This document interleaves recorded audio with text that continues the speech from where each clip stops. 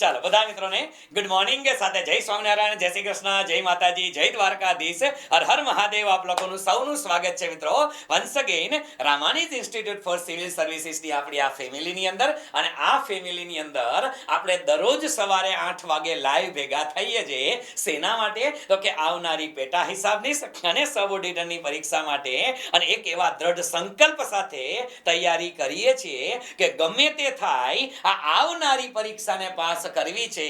અને અત્યાર સુધી અવઢવ હતી. અત્યાર સુધી આપણે એમ કહેતા હતા કે આવનારી પેટા હિસાબની સબ ઓડિટરની પરીક્ષાની તૈયારી માટે ભેગા થઈ જી. પણ હવે એમ કહેશું આપણે કે આવી ગયેલી, હા હવે એમ કેવું પડે કે આવી ગયેલી પેટા હિસાબની પરીક્ષાની તૈયારી કરવા માટે આપણે ભેગા થયા છે. પણ એક જ વસ્તુ સાથે મિત્રો, એક જ વસ્તુ સાથે હવે આજના દિવસે તમારે પેલા 2 સ્ટેટમેન્ટ યાદ કરવાના છે મિત્રો.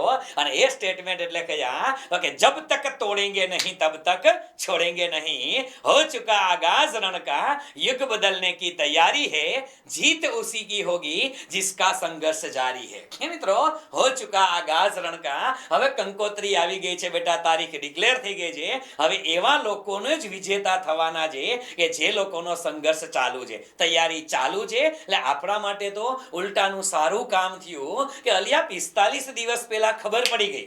હા, 45 દિવસ પહેલા ખબર પડી ગઈ કે આ પરીક્ષા આવી ગઈ છે, તારીખ આવી ગઈ છે. એટલે હવે તો કહું ને બેટા, હવે કહું, ઘણા ખરા વિદ્યાર્થીઓના ગઈકાલે જેવી તારીખ ડિક્લેર થઈ ને, એટલે ઘણા ખરા વિદ્યાર્થીઓના મેસેજ આવેલા હતા, ઘણા ખરા વિદ્યાર્થીઓના ફોન કોલ્સ આવતા હતા. સોરી કે તારીખ આવી ગઈ, શું કરવાનું? અમુક તો હેપતાઈ ગયા હતા. હા બિચારા હું જઈ ગયા એ કે હાય હાય આવી. એટલે હાય હાય આવી એટલે આવવાની જ હતી અને આવી. આ તો સારું 1.5 મહિના પહેલા તારીખ આવી. એટલે આવા વિદ્યાર્થીઓ માટે જે લોકોના મનની અંદર ડર હતો, જે લોકોના મનની અંદર કોઈ દ્વિધા હતી, આવી બધી જ દ્વિધા સોલ્વ કરવા માટે, તમારા તમામ પ્રશ્નો, તમારી તમામ દ્વિધા સોલ્વ કરવા માટે બેટા ગઈકાલે જ રાત્રે 9:15 વાગ્યાથી 10 વાગ્યા સુધી એક સરસ મજાના આ લેક્ચરનું આયોજન કરી નાખ્યું હતું. જે નાઇટ બેચના વિદ્યાર્થીઓ હતા એના માટે એ લેક્ચર મેં ઓલરેડી રેકોર્ડ કરી નાખ્યો છે. હા, ઓલરેડી રેકોર્ડ કરી નાખ્યો છે. ગઈકાલે રાતનો જ લેક્ચર છે એ રેકોર્ડ કરી નાખ્યો છે. આજે બપોર સુધીમાં અથવા તો સાંજ સુધીમાં આપણી એપ્લિકેશનની અંદર જે ફ્રી વિડીયો છે ને, બધા એપ્લિકેશનમાં જે ફ્રી વિડીયો છે યુપીએસસી ના, જીપીએસસી ના, ઇન્ટરવ્યુના બધા એ ફ્રી વિડીયોની અંદર મિત્રો આ હું મૂકી દઈશ.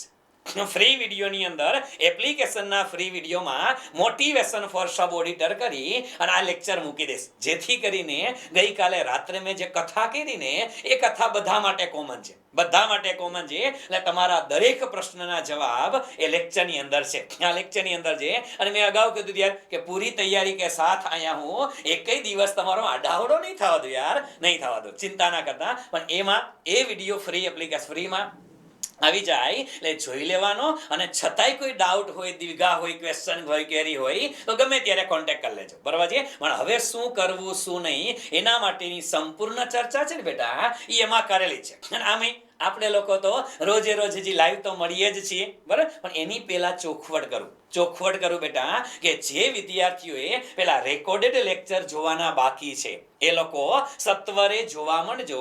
રોજના બબે લેક્ચર ઢેડી નાખો અને જે કોઈ પણ ડાઉટ છે, ક્વેશ્ચન છે, ક્વેરી છે એ હેલ્પલાઇનમાં મોકલી આપજો. એટલે એ રેકોર્ડેડ લેક્ચર છે ને ભાઈ, એના ડાઉટ સોલ્વિંગ માટે પણ લાઈવ મળી શકાય. એટલે તમારા દરેક મુદ્દા ક્લિયર થઈ જાય. એટલે ખાસ રેકોર્ડેડ લેક્ચર જોવા માંડજો. જેને હજી વાંચવાનું શરૂ નથી કર્યું એ કરવા માંડજો.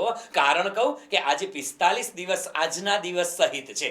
જો આજના દિવસ સહિત 45 દિવસ તમારી પાસે છે અને તૈયારી કરો ને, આજના દિવસે એકડો ઘૂંટવાનો ચાલુ કરો ને દીકરાઓ, તોય પાસ થવાય. આજના દિવસે શ્રી ગણેશાય નમઃ કરો તોય, અને તમે તો ભણો છો, અલિયા 2 મહિનાથી ભણો છો, તો હવે તો કઈ ટેન્શન જેવી વાત જ નથી. ઉલટાનું એક જોશ આવી જવો જોઈએ, એક જુસ્સો આવી જવો જોઈએ કે નહીં, લડી લેવું છે. આ વખતે પરીક્ષાને પાડી દેવાની થાય છે, આવી એક મેન્ટાલિટી રાખશું, બરાબર છે. બાકી સંપૂર્ણ ચર્ચાઓ શું કરવું જોઈએ, સંપૂર્ણ સ્ટ્રેટેજી છે ને બેટા, એ પેલા વિડીયોની અંદર મેં ગઈકાલે રાત્રે જ આપી દીધી છે. એટલે જે વિદ્યાર્થીઓ નાઇટની બેચના હતા એ વિદ્યાર્થીઓને ખબર છે. તમને લોકોને આજે આજ સાંજ સુધીમાં સ્ટ્રેટેજી વાળો વિડીયો મળી જશે.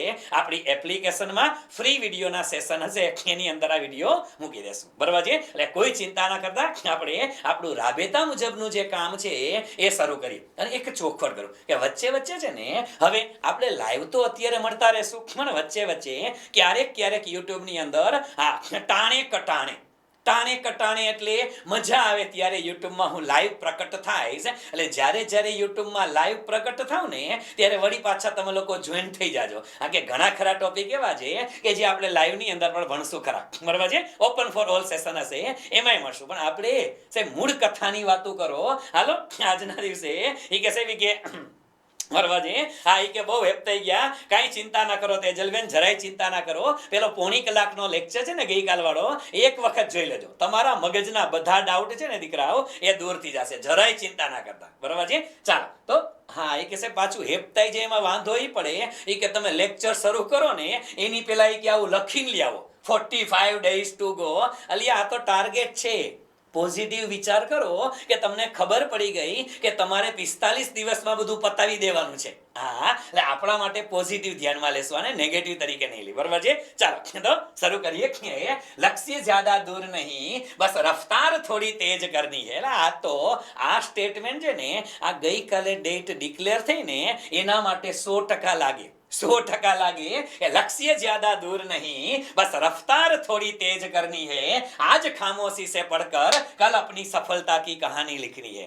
आज खामोशी से पढ़कर कल अपनी सफलता की कहानी लिखनी है. आज શાંતિથી ભણી લ્યો દીકરાઓ. 45 દિવસ પછી 10 તારીખ પછી તમારી મેન્ટાલિટી છે ને યાર, એક એવી હોવી જોઈએ કે તમે ડેમ શ્યોર થઈને પરીક્ષાના ખંડની બહાર નીકળો કે યસ ક્લિયર. બસ આવી એક મેન્ટાલિટી પરીક્ષા ખંડની બહાર નીકળો ને પરીક્ષા દઈને, ત્યારે તમારા મગજની અંદર જોશ જુસ્સો હોવો જોઈએ. અને પહેલાય કીધું ખ્યાલિયા, માઈ કાંગલાની જેમ તૈયારી કરવી, લબાડની જેમ તૈયારી કરવી, એમાં મજા નથી યાર. તૈયારી કરો તો બઘડાટી બોલી જાવી જોઈએ, આમ જોશ ચડી જવો જોઈએ. આવી તૈયારી કરી છે અને ચાલુ રાખવાની છે. જરાય ચિંતા કરવાની જરૂરિયાત નથી. બરોબર છે? ચાલો શરૂ કરીએ. આપણે આજના દિવસના આપણા સેશનની આપણે શરૂઆત કરીએ. અને આ સેશનની શરૂઆત હવે પ્રશ્ન એ છે કે આજે એક નાનો એવો નવો ટોપિક આપણે પહેલા લઈ નાખીએ. એનું કારણ છે કે આગલા સેશનમાં આપણે જ્યારે લાઈવ મળવાના હતા, કનેક્ટિવિટી નહોતી, એટલે એ લેક્ચર તમને રેકોર્ડેડ આપી દીધો હતો. એમાં મેં 2-4 દાખલા હોમવર્કમાં આપ્યા હતા. એટલે મને હોમવર્ક બહુ યાદ રહ્યું. હા, એ જાજુ યાદ રહીએ. એ ટૂંકા દાખલા હોમવર્કમાં આપ્યા હતા. એને જો આજના સેશન આપણો ટૂંકો સેશન છે, પણ જો થઈ જશે તો એ દાખલા આજે કરી નાખશું, અધરવાઇઝ આવતીકાલે કરી નાખશું. ચિંતા ના કરતા મને, કારણ કે મારે તમારું હોમવર્ક ચેક કરવાનું છે. એટલે હું તો ઉઘરાણી કરીશ. હા, કરીશ, વ્યવહારે કરીશ. ઓકે, ચાલો તો આજે આ નવા ટોપિકની પહેલા ચર્ચા કરી નાખીએ. અને આ ટોપિક પણ દીકરાઓ યાદ રાખી લેજો. આ ટોપિક એક એવો ટોપિક છે કે જેમાંથી ડેમ શ્યોર તમારી 10 તારીખે અથવા 11 તારીખે કે 9 તારીખે જે દી પરીક્ષા લેવાય તે દી. હવે ઘણાઈને ડખો થશે કે સાહેબ 10 તારીખ તો આવી ગઈ છે, તમે કેમ કહો છો કે 9 તારીખે લેવાય અથવા 11 તારીખે લેવાય? એલા 9 લેવાય અથવા 11 લેવાશે. શું કામ? એ વસ્તુની ચર્ચા મેં પેલા લેક્ચરમાં કરી લીધી છો. હા, 10 તારીખ ડેમ, હા એકાદ દિવસ આગો પાછો થશે એ 100%ની વાત છે. પણ શું કામ? એ બધું ઓલા લેક્ચરમાં છે, લતર કથા નથી કરતો. બરોબર છે? હા, પછી કહેતા નહીં કે સાહેબ કહી દો, રહેવાતું નથી, ગાઢ રહસ્ય, ટોપ સિક્રેટ છે. એ હાલ અહીંયા આવતા નાણાકીય પત્રકોનું વિશ્લેષણ. હવે જો નાણાકીય પત્રકોનું વિશ્લેષણ છે બેટા, છે શું આપણે લોકો, અને આ ચેપ્ટરમાંથી દીકરાઓ આજે જે આપણે 1 કલાક જે કથા કરશું ને, એ 1 કલાકમાંથી ડેમ શ્યોર કહું છું કે તમને 2 સવાલ પૂછાશે. 2 સવાલ પૂછાય જ છે. જૂની દરેક પરીક્ષાના પેપર ચેક કરી લેજો દીકરાઓ. 2 સવાલ આમાંથી પડ્યા છે. અને કેવા સવાલ? એકદમ મસ્ત મજાનો ઓલા લબુકીઓ બોલાવે ને, ફૂલટોસ બોલાવે, 6 મારવા જેવો એવો દોડો છે. આ રમી લેવાનું છે. એની અંદર જોઈએ નાણાકીય પત્રક બેઝિક સમજીએ કે નાણાકીય પત્રકોનું વિશ્લેષણ એટલે શું? તો પહેલા તો આપણા મગજમાં એવું લાગે, શું લાગે કે સર નાણાકીય પત્રકો એટલે શું? વિશ્લેષણ તો આપણે પછી કરીએ, પણ નાણાકીય પત્રકો એટલે શું? તો બેટા આપણે ઓલું કંઈક ભણી ગયા. શું ભણી ગયા સાહેબ? હિસાબી પ્રક્રિયાના તબક્કા. હિસાબી પ્રક્રિયાના તબક્કાઓ. આ તબક્કાઓ ભણ્યા ને બેટા આપણે. હિસાબી પ્રક્રિયાના તબક્કા ભણ્યા. અને એ તબક્કાઓની અંદર એક પછી એક 6 તબક્કા આવે. આવે ને 6 તબક્કા આવે. કયા કયા આવે બેટા? પહેલો તબક્કો કયો કે વાઉચર બનાવવાનો, હિસાબી પ્રક્રિયાનો. બીજો તબક્કો કયો સાહેબ? હિસાબી વ્યવહારોની ઓળખ કરવાની. શું કરવાની? કે જે હિસાબી વ્યવહારો છે એની ઓળખ કરવાની અથવા ચકાસણી કરવાની. ત્રીજો તબક્કો હતો એને આપણે કહેતા હતા સાહેબ આમ નોંધ અથવા પેટા નોંધ. આમ નોંધ અથવા પેટા નોંધ કરવાની. ત્યાર પછી ચોથો તબક્કો હતો કયો? તો કે સાહેબ ખાતા વહીમાં ખતવણી કરવાની. શું કરવાનું? ખાતા વહીમાં ખતવણી કરવાની. પાંચમો તબક્કો હતો કાચું સરવૈયું બનાવવાનું. કાચું સરવૈયું બનાવવાનું. અને પાંચમો અને છેલ્લો તબક્કો હતો બેટા વાર્ષિક હિસાબો. શું હતો? વાર્ષિક હિસાબો. બસ આ છઠ્ઠો અને છેલ્લો તબક્કો છે ને દીકરાઓ, વાર્ષિક હિસાબો. એ વાર્ષિક હિસાબોને નાણાકીય પત્રકો કહેવાય. અને આપણે એ તો ભણી પણ ગયા છે. આઈ થિંક 3 લેક્ચર સુધી નોન સ્ટોપ 3 સેશન સુધી આપણે આની કથા કરી હતી નાણાકીય પત્રકોની. તો હવે આપણે સાહેબ નાણાકીય પત્રકો તો ભણી ગયા. આપણે લોકો નાણાકીય પત્રકોમાં આવે કયા કયા? તો એ પણ આપણે ખબર છે સાહેબ કે વેપાર ખાતું બનાવ્યું, આપણે લોકોએ નફા નુકસાન ખાતું બનાવેલું, અને આપણે લોકોએ પાકું સરવૈયું જોયેલું. હવે આ વેપાર ખાતું અને નફા નુકસાન ખાતું બનાવો એને એક બીજો શબ્દ પણ અપાય છે. કયો શબ્દ અપાય છે? તો કે વેપાર ખાતું અને નફા નુકસાન ખાતા માટે એક બીજો શબ્દ પણ વપરાય છે. એને કહેવાય છે મિત્રો આવકનું પત્રક અથવા આવક જાવકનું પત્રક. શું કહેવામાં આવે છે? વેપાર ખાતું અને નફા નુકસાન ખાતું છે એને બીજું નામ શું આપવામાં આવે છે? આવકનું પત્રક અથવા આવક જાવકનું પત્રક છે ને એવું કહેવાય છે. કોને? વેપાર અને નફા નુકસાન ખાતાને. અને આપણે એ પણ જોયું હતું પહેલા કે વેપાર ખાતું છે, નફા નુકસાન ખાતું છે એ આપણને બતાવે શું? તો આ શબ્દ પણ પરીક્ષામાં પૂછાયેલો શબ્દ છે. શું? કે વેપાર ખાતું અને નફા નુકસાન ખાતું એ આપણને શું બતાવે સાહેબ? ધંધાનું પરિણામ બતાવે. શું બતાવે બેટા? ધંધાનું પરિણામ બતાવે. અને પરિણામ બોલે તો રિઝલ્ટ. પરિણામ બોલે તો રિઝલ્ટ બતાવે. અને રિઝલ્ટ એટલે અલિયા તમારી પરીક્ષાના રિઝલ્ટ આવે, આવ્યા હતા ને 10મા 12મા કોલેજોના આવ્યા હતા. રિઝલ્ટમાં 2 આવે, કાં પાસ અને કાં ફેલ. પાસ અને કા ફેલ. ઘણા લોકો કહે નાના સેવી કે અમારે તો એટીકેટી આવે. હા એટીકેટી આવે, ઈ આવે ક્યારેક ક્યારેક ત્રીજો ભાગે આવે. હા એટીકેટી પણ હા પાસ અથવા ફેલ. અહીંયા નફો અથવા નુકસાન એ ધંધાકીય એકમનો નફો બતાવે કે ખોટ બતાવે ઈ આ છે. કોણ? નાણાકીય પત્રકોમાં વેપાર અને નફા નુકસાન ખાતું છે. પાકું સરવૈયું શું બતાવે બેટા? તો કે પાકું સરવૈયું છે ને એ ધંધાની આર્થિક સ્થિતિ બતાવે. શું બતાવે? ધંધાની આર્થિક સ્થિતિ કેવી છે ને એ બતાવે. હાલો ઠીક છે, બતાવી દીધું. અલિયા નફા નુકસાન ખાતું આપણે આવક જાવક બતાવે, ખર્ચા બતાવે, નફો બતાવે, ખોટ બતાવે. બેલેન્સ શીટ છે એ આપણે લોકોને અગત્યની આર્થિક સ્થિતિ બતાવે. પણ હજી છતાંય આ કર્યા પછી આપણે કીધું હતું કે જ્યારે નાણાકીય પત્રકોની વાત આવે ત્યારે કંપનીએ હજી સાથે સાથે એક પત્રક બનાવવું પડે બેટા. અને એ પત્રક એટલે કયું કીધું હતું? તો કે સાહેબ રોકડ પ્રવાહ પત્રક. હવે આ બધી કથા તો કે સાહેબ થઈ ગઈ છે, તો અત્યારે કા આની નાની તમે વાતો કરો છો? અલિયા આ બેઝ છે. આપણે જે ચેપ્ટરની કથા કરવાની છે ને નાણાકીય પત્રકોનું વિશ્લેષણ, એનો બેઝ આ છે કે નાણાકીય પત્રકો શું છે. હવે આપણે લોકો અત્યાર સુધી બેટા આવા નાણાકીય પત્રકો બનાવ્યા નાણાકીય પત્રકો. હવે એનું વિશ્લેષણ કરવાની શું કામ જરૂર પડે? અને વિશ્લેષણ એટલે થાય શું? નાણાકીય પત્રકો તો હતા, એટલે વેપાર ખાતું બનાવ્યું, નફા નુકસાન ખાતું બનાવ્યું, પાકું સરવૈયું બનાવ્યું. હવે એનું ને એનું એનાલિસિસ શું કામ કરવાનું? એનું ને એનું વિશ્લેષણ શા માટે કરવાનું? એનું કારણ છે કે તમે કોઈ પણ કંપની છે ને, કોઈ પણ કંપની હોય એનું ખાલી બેલેન્સ શીટ જુઓ. કોઈ પણ કંપની છે એનું તમે નફા નુકસાન ખાતું જુઓ તો બેલેન્સ શીટ જોવાથી કે નફા નુકસાન ખાતું જોવાથી કંપનીની જે રિયલ સિચ્યુએશન છે ને એ તમને ખબર નહીં પડી શકે. કંપનીની જે રિયલ સિચ્યુએશન છે એની આપને ખબર નથી પડી શકતી, માહિતી નથી મળતી, અને એટલા માટે આ જે નાણાકીય પત્રકો છે બેટા એનું વિશ્લેષણ કરે. તો વિશ્લેષણ એટલે થાય શું? તો કે કાંઈ નહીં બેટા, કે નાણાકીય પત્રકો તૈયાર થયા બાદ, આ શબ્દ યાદ રાખજો, ડેફિનેશનમાં પૂછી શકાય એવો છે.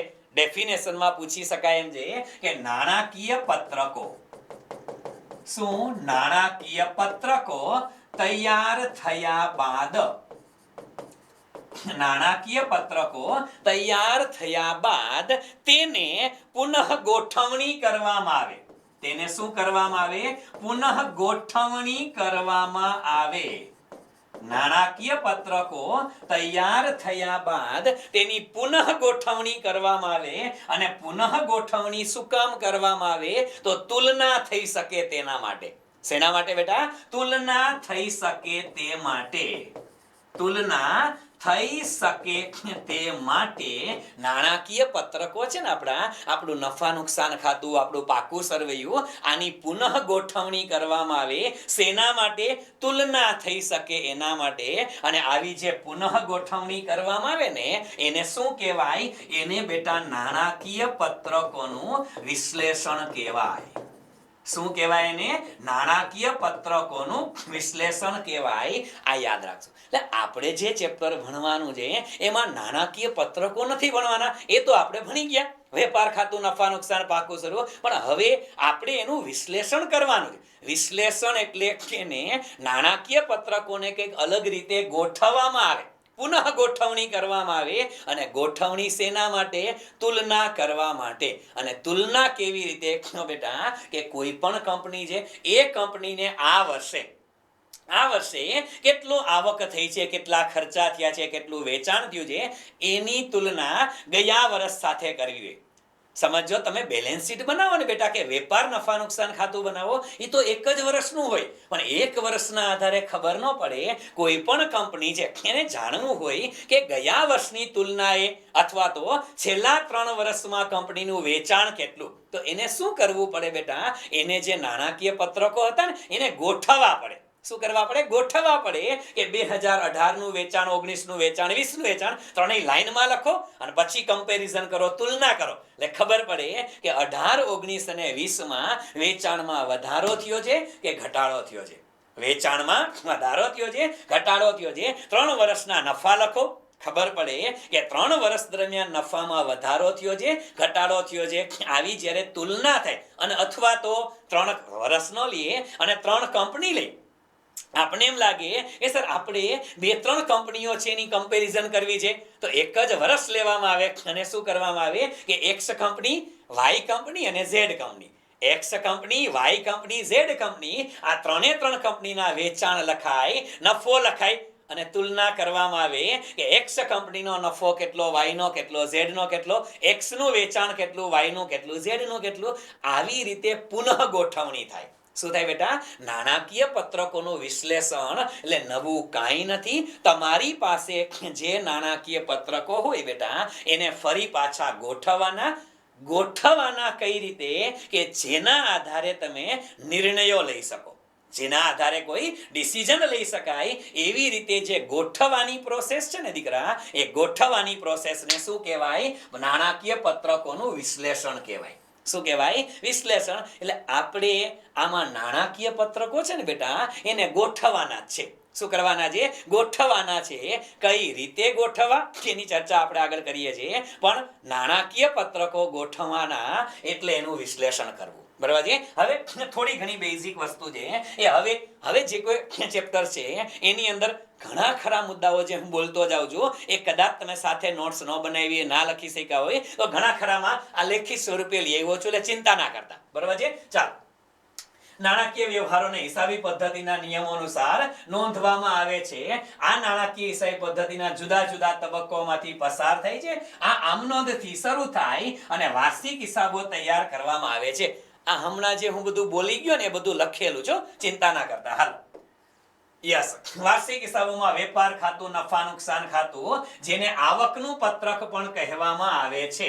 આ યાદ રાખજો કે તમારું વેપાર અને નફા નુકસાન ખાતું છે ને એને શું કહેવાય? આપણે કીધું આવકનું પત્રક અથવા આવક જાવકનું પત્રક પણ કહેવાય છે. અને પાકું સરવૈયું આવે છે. આમાં નાણાકીય પત્રકોમાં રોકડ, ભંડોળ પ્રવાહ પત્રક આનો પણ સમાવેશ થાય છે. આ બધી વાતો હું બોલી ગયો છું બેટા, એટલે લેખિત સ્વરૂપે આપી જ ખાલી. ઓકે, આગળ દાખલા તરીકે કેટલો નફો થયો અને કેટલી ખોટ થઈ આ નાણાકીય પત્રકમાં ખબર પડે. કેટલી મિલકત છે, કેટલા દેવા છે એ ખબર પડે. પણ નાણાકીય પત્રકો જે છે એની આર્થિક સ્થિતિના બધું બતાવે છે, એ વસ્તુ આપણે કીધી. હવે મેઇન બાબત શું છે કે નાણાકીય પત્રકોનું વિશ્લેષણ.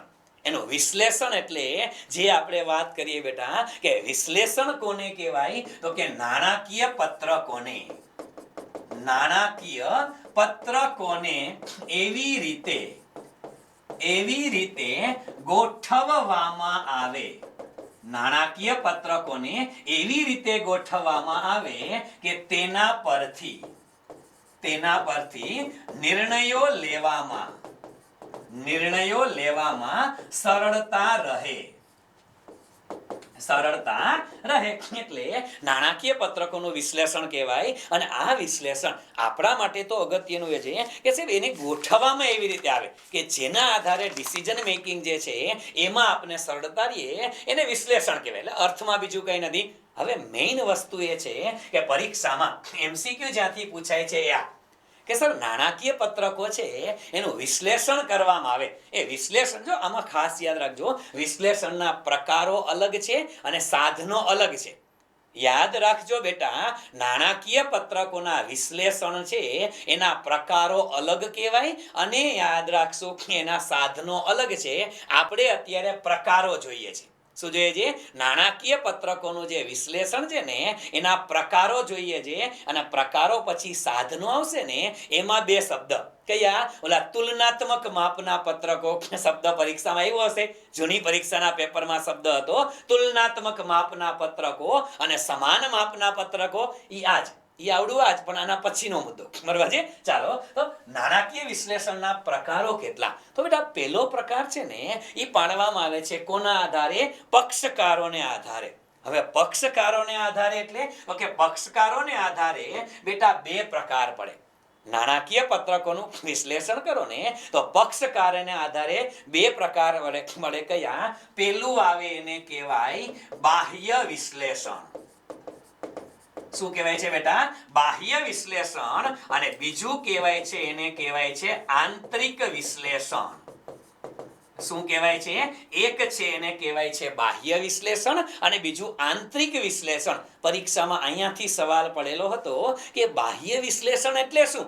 તો ભાઈ કંપની સાથે જોડાયેલા અન્ય લોકો. એટલે અહીંયા દેશી ભાષામાં કહું ને તો કંપની સાથે જોડાયેલા, કંપની સાથે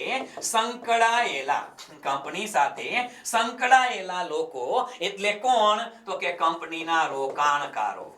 કોણ? કંપનીના રોકાણકારો છે, કંપનીના લેણદારો છે, કંપનીના દેવાદારો છે. તો કંપની સાથે સંકળાયેલા રોકાણકારો, કંપનીના લેણદારો, દેવાદારો, કંપનીની લોન આપનારા બેન્કિંગ સંસ્થાઓ, આ બધા માટે, આના માટે ઉપયોગી થાય એવી રીતે જ્યારે વિશ્લેષણ કરવામાં આવે. કોને ઉપયોગી થાય? કંપની સાથે સંકળાયેલા બાહ્ય પક્ષકારો. આ બધા એવા છે બેટા કે કંપનીના માલિકો નથી, બાહ્ય પક્ષકારો કહેવાય. એને ઇંગ્લિશમાં આ બધાને સ્ટેક હોલ્ડર્સ કહેવાય છે. સાહેબ શબ્દ એક શબ્દ આવે શેર હોલ્ડર્સ. શેર હોલ્ડર્સ બોલે તો બેટા માલિકો, શેર હોલ્ડર્સ બોલે તો માલિકો. માલિકો અલગ છે બેટા. અને સ્ટેક હોલ્ડર્સ છે. સ્ટેક હોલ્ડર્સ એટલે જેનું કંપનીમાં હિત સંકળાયેલું હોય. હેલો, જેનું કંપનીમાં હિત સંકળાયેલું હોય એને શું કહેવાય? એને સ્ટેક હોલ્ડર્સ કહેવાય. એમાં બેંક આવે, રોકાણકારો આવે, દેવાદારો આવે, લેણદારો આવે, આ બધું આવે. આની અંદર એજન્સીઓ આવે. આ બધા માટે, રોકાણકારો માટે, ક્રેડિટ રેટિંગ એજન્સીઓ છે, આ બધા માટે અહીંયા લખી નાખું એજન્સી છે, એજન્સી હોય. આ બધા માટે ઉપયોગી થાય ને એવી રીતે જ્યારે વિશ્લેષણ કરો તો એને બાહ્ય વિશ્લેષણ કહેવાય. પરીક્ષામાં સવાલ પડે આવી રીતે બેટા કે જ્યારે કંપની, સમજો સવાલ કેવો આવી શકે જ્યારે કંપની નાણાકીય પત્રકોનું વિશ્લેષણ રોકાણકારોને ઉપયોગી થાય, એજન્સીને ઉપયોગી થાય, દેવાદારોને લેણદારોને ઉપયોગી થાય, કોઈ પણ શબ્દ આપે એને થાય એવી રીતે કરવામાં આવે એને કયું વિશ્લેષણ કહેવાય? તો તમને ખબર પડવી જોઈએ બેટા કે એને કયું વિશ્લેષણ કહેવાય? એને બાહ્ય વિશ્લેષણ કહેવાય. કેવું કહેશું? બાહ્ય વિશ્લેષણ કહેશું. શબ્દ પકડી લેવાનો. તો હવે પ્રશ્ન થાય કે સાહેબ તો બાહ્ય વિશ્લેષણ એ તો બરોબર છે, આંતરિક એટલે શું? બાહ્ય વિશ્લેષણ બરોબર છે, આંતરિક એટલે શું? તો બેટા કંપનીના શેર હોલ્ડરો, કંપનીના શેર હોલ્ડરો અને સંચાલકો, કોને? કંપનીના શેર હોલ્ડરો અને સંચાલકોને નિર્ણયો લેવા માટે. કોને બેટા? કંપનીના શેર હોલ્ડરો એટલે શેર હોલ્ડરો એટલે માલિકો અને સંચાલકોને નિર્ણયો લેવા માટે ઉપયોગી થાય એવી રીતે જે વિશ્લેષણ કરો. કંપનીના શેર હોલ્ડરો અને સંચાલકોને બેટા નિર્ણય લેવા માટે ઉપયોગી થાય એવી રીતે જે વર્ગીકરણ કરો ને એને કેવું કહેવાય? આંતરિક વિશ્લેષણ કહેવાય. શું કહેવાય? આંતરિક વિશ્લેષણ. યાદ રાખજો, આ કથા શેની હાલે છે ભઈલા? આ કથા હાલે છે નાણાકીય પત્રકોના વિશ્લેષણ, અને એનું વિશ્લેષણ એટલે નાણાકીય પત્રકોને પાછા ફરીથી ગોઠવવાના છે. શેના માટે? ડિસિઝન લેવામાં ઉપયોગી થાય એના માટે. પહેલો પ્રકાર પક્ષકારોને આધારે બાહ્ય અને આંતરિક વિશ્લેષણ, બરોબર. બીજો પ્રકાર આવે છે બેટા આડા અને ઊભા સ્વરૂપે. એની અંદર નંબર 1 આવે તો કે આડા સ્વરૂપે. કયા સ્વરૂપે ગોઠવણી? આડા સ્વરૂપે ગોઠવણી. અલિયા આડા સ્વરૂપે ગોઠવણી એટલે બીજું કાંઈ નહીં. આપણે હમણાં જે કીધું શું કરવાનું? આડા સ્વરૂપે ગોઠવણી એટલે શું થાય કે માની લ્યો કે કોઈ વિગત હોય, સમજો બેટા, કોઈ વિગત હોય અને એ વિગતને તમે 2-3 વર્ષમાં રજૂ કરો. 2-3 વર્ષમાં, ફોર એક્ઝામ્પલ તમે 2012 માટે લ્યો, તમે 2013 માટે લ્યો, આગળ 14 માટે લઈ શકાય, પણ 2 વર્ષ 3 વર્ષની વિગતો લ્યો. અને આમાં શું કરે સમજો, આમાં બેટા એવું કરશે કે વિગત 2012 ને 13 અહીંયા લખે વેચાણ, તો 2012 માં કેટલું, 13 માં કેટલું, અહીંયા લખે નફો, 2012 માં કેટલો, 13 માં કેટલો, અહીંયા લખે મિલકતો, બેટા 2012 માં કેટલી, 13 માં કેટલી. આવી રીતે જ્યારે આડું વર્ગીકરણ એટલે શું? તો કે એક જ કંપનીની માહિતી, એક જ કંપનીની માહિતી એ 2 વર્ષની લેવામાં આવે, 3 વર્ષની લેવામાં આવે, એટલે મોટા ભાગે તો 2 વર્ષ જ, 2 વર્ષમાં, અને એમાં 2 વર્ષની માહિતી લેવામાં આવે, એમાં પહેલા વર્ષની તુલનાએ બીજા વર્ષમાં કેટલો વધારો ઘટાડો થયો. હેલો, પહેલા વર્ષની તુલનાએ બીજા વર્ષમાં કેટલો વધારો ઘટાડો થયો, આ ચેક કરવામાં આવે. શું ચેક કરવામાં આવે? વધારો ઘટાડો થયો હોય એને ચેક કરવામાં આવે. એને શું કહેવાય? એને આડા સ્વરૂપે કહેવાય. આ સ્વરૂપ છે આગળ આવે છે, એમાં ડેપ્થમાં લેશું. અત્યારે ખાલી સમજીએ આટલું કે આડા સ્વરૂપે કોને કહેવાય? તો કે 2 વર્ષ લેવાના. શું લેવાના બેટા? 2 વર્ષની માહિતી લેવાની. કેટલો વધારો થયો, કેટલા ટકા વધારો થયો એની તુલના કરવાની, એટલે આડા સ્વરૂપે કહેવાય. બરાબર છે. બીજો પ્રકાર આવે એને કહેવાય ઊભા સ્વરૂપે. કયા સ્વરૂપે બેટા? ઊભા સ્વરૂપે. હવે ઊભા સ્વરૂપે કઈ રીતે બનાવવામાં આવે? ઊભા સ્વરૂપે એટલે બીજું કઈ નહીં, સાવ સરળ ભાષામાં કહું ને તો માની લ્યો અહીંયા વિગત લેવામાં આવે. શું લેવામાં આવે? વિગત. અને સામે કાં તો વર્ષ આવે અને કાં 2-3 કંપની આવે, એક્સ છે, વાય છે, ઝેડ છે. સમજાય છે? ઊભા સ્વરૂપે વર્ગીકરણ એટલે શું? તો કે વિગત એટલે એક્સ કંપની માટે, વાય માટે, ઝેડ માટે કેટલું વેચાણ હતું, કેટલો નફો હતો, કેટલી મિલકતો હતી, આ એક કરતા વધારે કંપનીઓની તુલના કરવામાં આવે ત્યારે એને શું કહેવાય? ઊભા સ્વરૂપે. અને અહીંયા શું હોય કે અહીંયા ઊભા સ્વરૂપે એવું નક્કી કરે બેટા કે અહીંયા આગળ આપણે ઉદાહરણમાં લેશું, પણ માની લ્યો કે નફા નુકસાન ખાતું બનાવે. એ લોકો નફાનું એટલે આવકનું પત્રક બનાવે. આવકનું પત્રક બનાવે ત્યારે એ લોકો વેચાણને શોધારી લે. શું કરે? વેચાણને શોધારી લે અને એની તુલનાએ આવક કેટલી, ખર્ચા કેટલા, નફો કેટલો એ ગણી લે. એવી રીતે મિલકતો હોય તો મિલકતો લેણા અને મૂડી દેવા, મિલકત લેણા અને મૂડી દેવા એને શોધારી લે. મૂડી દેવાનો સરવાળો 100 તો એની તુલનાએ બાકીના કેટલા, એવી તુલના અહીંયા થાય. એવી તુલના અહીંયા થાય 2 કંપની વચ્ચે થાય, અથવા તો 2 વર્ષ વચ્ચે થઈ શકે, પણ ઊભા સ્વરૂપે છે. ઊભા સ્વરૂપમાં યાદ રાખજો કે કેટલા રૂપિયાનો વધારો થયો, કેટલા રૂપિયાનો ઘટાડો થયો, કેટલા ટકા વધારો થયો, કેટલા ટકા ઘટાડો થયો, એ આમાં ન મળે. આમાં ન મળે બેટા, યાદ રાખજો. ઊભા સ્વરૂપમાં કેટલા રૂપિયાનો વધારો ઘટાડો થયો એ ન મળે, કેટલા ટકા વધારો ઘટાડો થયો એ ન મળે. માત્ર માહિતીને રજૂ કરે છે. શું કરે છે? રજૂ કરે છે. અને જ્યારે અહીંયા આડા સ્વરૂપમાં કેટલા રૂપિયાનો વધારો ઘટાડો થયો, કેટલા ટકા વધારો ઘટાડો થયો એ જાણી શકાય છે. એ જાણી શકાય છે. પરીક્ષાનો સીધો સવાલ આવો આવી શકે બેટા કે જસ્ટ વેઇટ.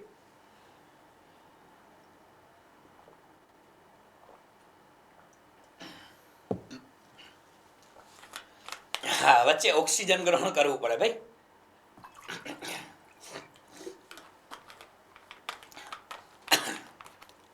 ચાલો, ડન. ઓકે. એટલે કંપની જે છે એમાં સીધા પ્રશ્ન આવા પૂછી શકાય છે, એટલે આપણે યાદ રાખશું. બરોબર છે? હા, વળી પાછા કહેતાની સાહેબ કે અહીંયા તમે આ બધી વાતો તો કરો છો, નાણાકીય પત્રકોનું વિશ્લેષણ, એટલે પરીક્ષામાં જે સવાલ પૂછાય છે સાહેબ એવા શબ્દ તો ન આવ્યા. એટલે પરીક્ષામાં જે પૂછાય એને પિક્ચરનો હીરો કહેવાય. શું કહેવાય? પિક્ચરનો હીરો કહેવાય. અને પિક્ચરના હીરોની એન્ટ્રી શરૂઆતમાં ના હોયેલા ફિલ્મ જોવો ને, એકાદા બે જોઈ નાખવા. હવે એ કહેતા નહીં સાહેબ 45 દીમાં હું ફિલ્મ જોવે. આ યાદ રાખજો, સાતમ આઠમ ઉજવવાની નથી થતી. સાતમ આઠમની ઉજવણી કરવાની, જન્માષ્ટમીની ઉજવણી કરવાની એક યુનિક વેની અંદર હું ઉજવણી કરવાનો છું. તમને કહી દઉં ટોપ સિક્રેટ. હા, મેં નક્કી કરી નાખ્યું છે કે આ વખતે સાતમ આઠમની ઉજવણી છે ને એકદમ જોશથી કરી, મોજથી સાતમ આઠમ ઉજવવી છે અને જલસો કરવો છે. 4 દિવસ સુધી હું સાતમ આઠમની ઉજવણીમાં જલસો કરવાનો છું. કેવો જલસો કહી દઉં? હા, ટોપ સિક્રેટ કહી દઉં. 4 દિવસની અંદર રોજના 10 કલાકના લેક્ચર રેકોર્ડ કરવાનો છું. 4 દિવસની અંદર સાતમ આઠમ નોમ દસમ 4 દિવસમાં 10 કલાક રોજના 40 કલાકના લેક્ચર રેકોર્ડ કરી નાખવાનો છું. બસ આ મારી ઉજવણી છે. કારણ કે મને ખબર છે કે આ વખતે આમે મેળો નથી આંટા મારવા જવા, એના કરતા શું કરાય કે અગત્યનું કામ કરાય, પ્રોડક્ટિવ વર્ક કરાય. અને એ 10 કલાકના લેક્ચર રેકોર્ડ કરીશ ને દીકરાઓ, એમાં 50% તો તમારા હાટું છે. હા, 50% તમારા હાટું છે. એટલે તમે જરાય ચિંતા કરતા નહીં. હા, બધું છે દીકરાઓ. આ વખતે નક્કી જ કર્યું છે કે ઉજવી જ નાખવી છે. સાતમ આઠમ ઉજવણી કરવાની એક અલગ મેથડ હોય ને, બધાની મેથડ અલગ હોય. કોઈની સોમનાથ દર્શન કરવા જવાની મેથડ હોય, કોઈની સોમનાથથી બાયા દીવ જવાની આદત હોય. બધાની ઉજવણી અલગ હોય. મારી ઉજવણી આવી છે. બરાબર છે? હા, પછી તમે આવી ઉજવણી કરો ને કે આ વખતે લડી લેવું છે, 10 કલાક 12 કલાક વાંચી લેવું છે અને તમે જેટલા લેક્ચર અમને આપો રેકોર્ડેડ એ બધા જોઈ લેવા છે. બસ આવી ઉજવણી તમે કરો તો સારું, મને મજા આવે કે વાહ, છોકરાઓ જોશ જુસ્સામાં છે. બરાબર છે? હાલો આવતા રહ્યો. યસ, ક્યાં હતા? હા, સમયના આધારે ત્રીજું વર્ગીકરણ, નાણાકીય પત્રકોનું વિશ્લેષણ. બેટા, વિશ્લેષણનો પહેલો પ્રકાર પક્ષકારોને આધારે, બીજો આડા ઉભા સ્વરૂપે, ત્રીજો પ્રકાર છે સમયના આધારે. એમાં પહેલો પ્રકાર આવે સમયને આધારે, એમાં નંબર 1 આવે લાંબા ગાળાનું વિશ્લેષણ.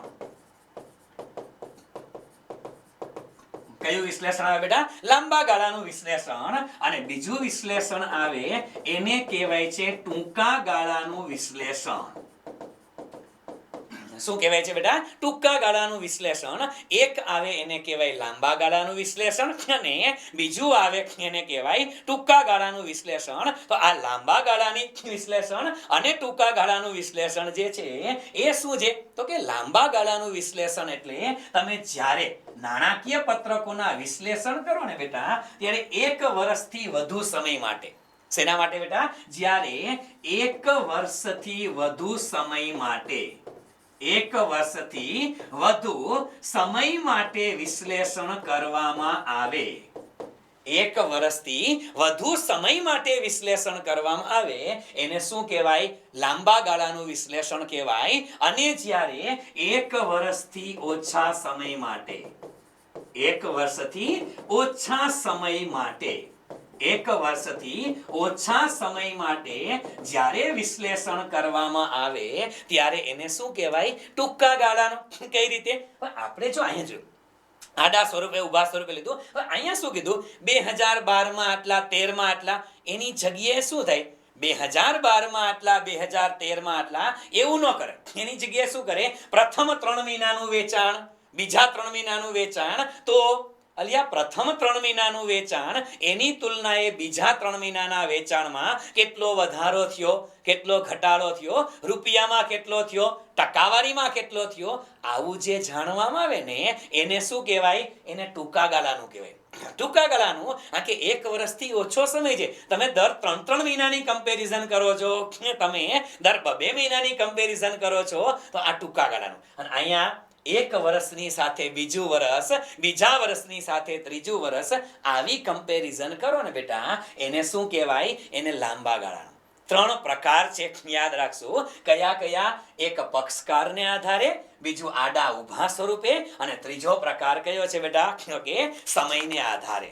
કોના આધારે? સમયને આધારે. બસ આટલું અગત્યનું છે. બરાબર છે. હવે આ પિક્ચરનો હીરો આવે છે, અને એ હીરો એટલે કોણ કે સાહેબ નાણાકીય પત્રકો. ઓકે, આ હેતુઓ ક્યાંથી આવ્યા, હાલો ખાલી જોવાના છો, બાકી વાંચવાના છે તમારે. જો નાણાકીય પત્રકોના વિશ્લેષણ આપણે અત્યાર સુધી જે કથા કરી છે એ શું કામ કરવામાં આવે, ખાલી શબ્દ તમને કહેતો જાઉં છું, બાકી વાંચી લેજો. આ શું એ કે કમાણીની ક્ષમતાનું મૂલ્યાંકન થાય, કેટલા રૂપિયા આપણી કમાણી કરવાની કેપેસિટી છે ને એ વિશ્લેષણ કરો એટલે ખબર પડી જાય કે આપણે કેટલું કમાઈ શકીએ એમ છે. બીજો હેતુ શું છે? કાર્યક્ષમતા, કંપનીની કેપેસિટી કેટલી છે એનું મૂલ્યાંકન થવાનું છે. ત્રીજું, કંપનીની સદ્ધરતા કેટલી છે, કારણ કે 2 વર્ષના તમે રાખો. સદ્ધરતા એટલે માની લ્યો કે તમે, એક ઉદાહરણ આપું, મને કહેજો ઉદાહરણ આપું. માની લ્યો કે કંપની છે એના દેવાદારો, હું તમને એમ કહું કે નાણાકીય પત્રકો બનાવ્યા, કંપનીના દેવાદારો પહેલા વર્ષે 5 લાખ, બીજા વર્ષે 8 લાખ, અને ત્રીજા વર્ષે 14 લાખ હોય. દેવાદારો બોલે તો મિલકત, દેવાદારો બોલે તો મિલકત, ચાલુ મિલકત એટલે દેવાદારો 5, 8 ને 14 લાખ છે. આવું આપણે નાણાકીય પત્રકમાં લખ્યું, તો આના આધારે શું ખબર પડે કે કંપનીની સદ્ધરતા વધારે છે કે ઓછી છે? હાલો, આના આધારે શું ખબર પડે? આપણે વિશ્લેષણ ગોઠવણી કરી બેટા, વિશ્લેષણ કર્યું, આ નાણાકીય સદ્ધરતા વધારે કે ઓછી? જો મૈંડા ઝીકવા, ઝીકમ ઝીક કરે છે મારા દીકરા, અમુક તો વિચાર્યા વગર.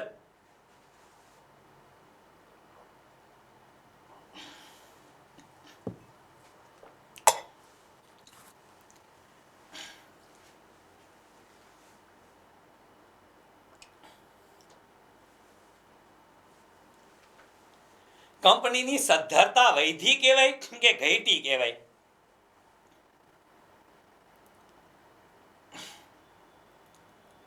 આપણે ખાલી આના આધારે કહેવાનું છે, દેવાદારોને આધારે.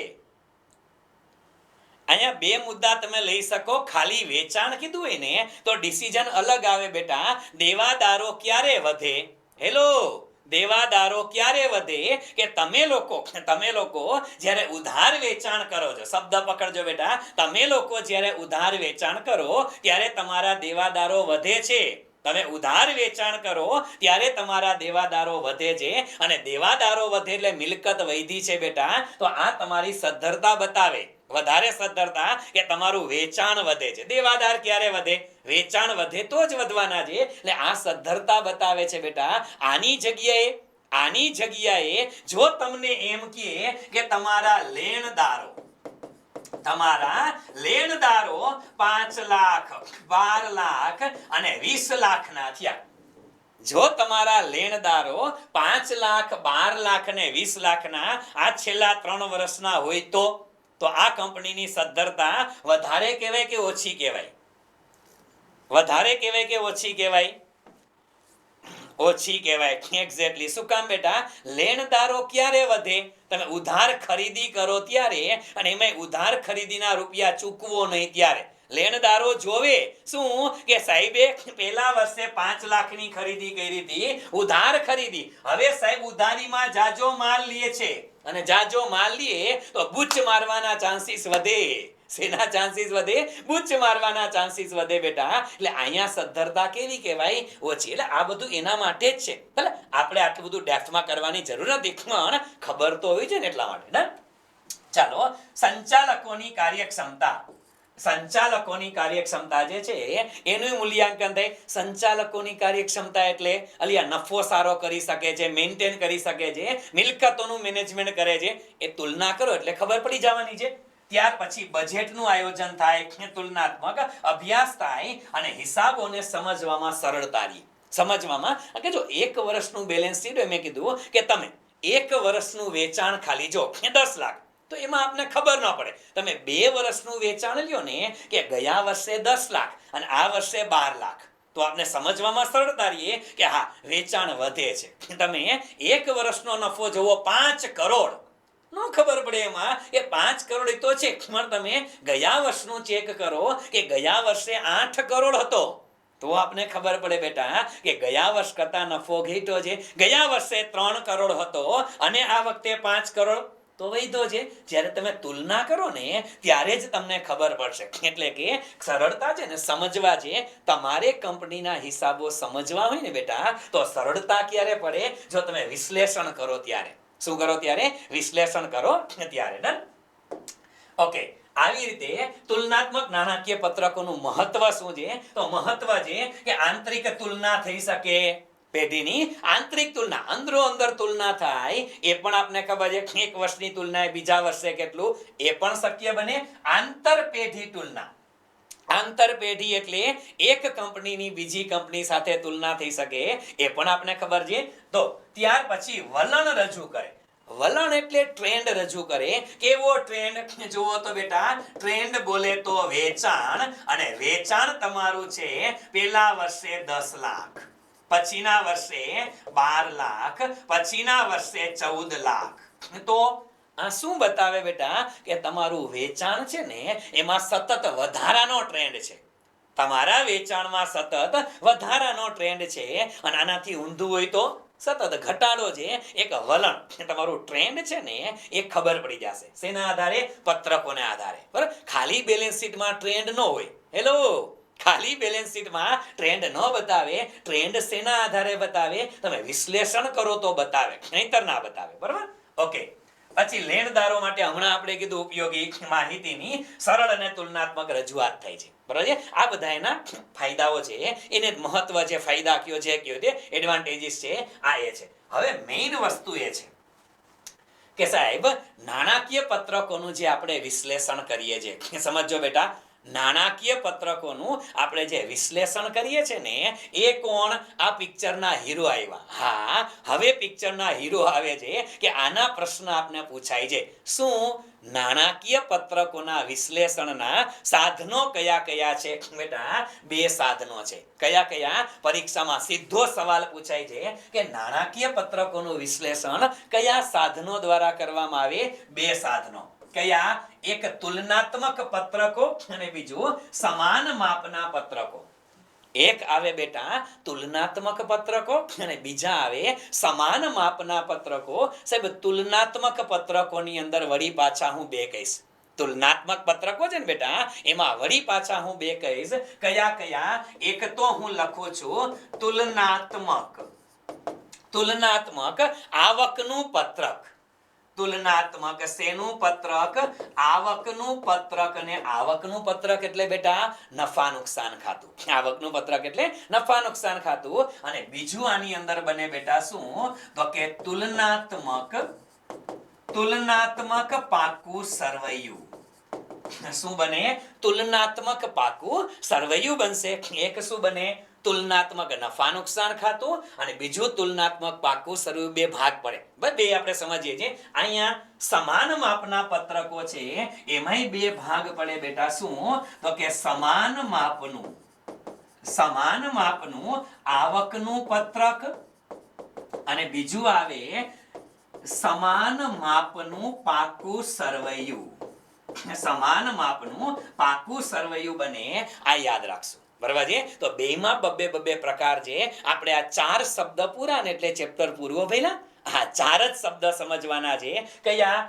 તુલનાત્મક પત્રકો અને સમાન માપ આ બંનેમાં શું આવે એ સમજવાનું છે બેટા. તુલનાત્મકમાં 2 આવક અને પાકું સરવૈયું, સમાન માપમાં 2 આવકનું પત્રક અને પાકું સરવૈયું. હવે એક વસ્તુ અહીંયા તમને ચોખવટ કરીને કહી દઉં કે બેટા જે તુલનાત્મક પત્રકો છે, આ તુલનાત્મક પત્રકો છે ને એને નામ શું અપાય ખબર છે? તુલનાત્મક પત્રકો એને આડા સ્વરૂપે વર્ગીકરણ કહેવાય. કયા સ્વરૂપે? આડા સ્વરૂપે રજૂ થાય. કયા સ્વરૂપે રજૂ થાય છે? આડા સ્વરૂપે. એટલે આડા સ્વરૂપે એટલે મગજમાં બેસે. યાદ રાખજો, પરીક્ષાનો સીધો સવાલ છે દીકરાઓ કે તુલનાત્મક માપના પત્રકો કયા? તુલનાત્મક માપના પત્રકો એટલે કે તુલનાત્મક આવકનું પત્રક કે તુલનાત્મક પાકું સરવૈયું કયા સ્વરૂપે રજૂ થાય? આડા સ્વરૂપે. કયા સ્વરૂપે? આડા સ્વરૂપે. આ યાદ રાખશો. બરાબર છે? કઈ રીતે આગળ જોઈએ છે, પણ આડા સ્વરૂપે રજૂ થાય. અને યાદ રાખશું કે બેટા સમાન માપના પત્રકો છે ને, કયા? સમાન માપના પત્રકો એ બેટા ઊભા સ્વરૂપે રજૂ થાય. કઈ સ્વરૂપે રજૂ થાય છે? ઊભા સ્વરૂપે રજૂ થાય. સીધો સવાલ એક અહીંયાથી આવે જ છે બેટા, આવે જ છે. આ મગજની અંદર રાખજો કે તુલનાત્મક પત્રકો આડા સ્વરૂપે અને સમાન માપના પત્રકો ઊભા સ્વરૂપે તૈયાર થાય. તો સીધો વિચાર આવે. હવે આપણે અહીંયા કે પરીક્ષામાં એવા દાખલા 15 માર્ક્સના, 20 માર્ક્સના, 12 માર્ક્સના દાખલા તો પૂછાશે નહીં કે ઊભા પત્રકો તૈયાર કરો અથવા તુલનાત્મક કરો, નહીં પૂછાય. પણ આપણે આમાં આવે શું એ તો જાણવું પડશે બેટા. આવે શું એ જાણવું પડશે. એક એક પછી એક એક લઈએ. એક એક પછી એક એક લઈએ. પહેલા શું લઈએ? તુલનાત્મક પત્રકો લઈએ. શું લઈએ બેટા? તુલનાત્મક પત્રકો લઈએ. હવે સમજો કે જ્યારે તુલનાત્મક પત્રકો દ્વારા, શેના દ્વારા? તુલનાત્મક પત્રકો દ્વારા વિશ્લેષણ કરવામાં આવે ત્યારે થાય શું ખબર છે? શબ્દ પકડજો કે પહેલા વર્ષની સરખામણીએ. આ યાદ રાખજો, એક જ લીટીમાં ખબર પડશે. એક વર્ષની સરખામણીએ, એક વર્ષની સરખામણીએ બીજા વર્ષમાં કેટલા રૂપિયાનો અને કેટલા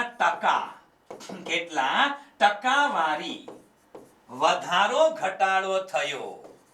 કેટલો ટકાવારી વધારો ઘટાડો થયો તે જાણવામાં આવે છે.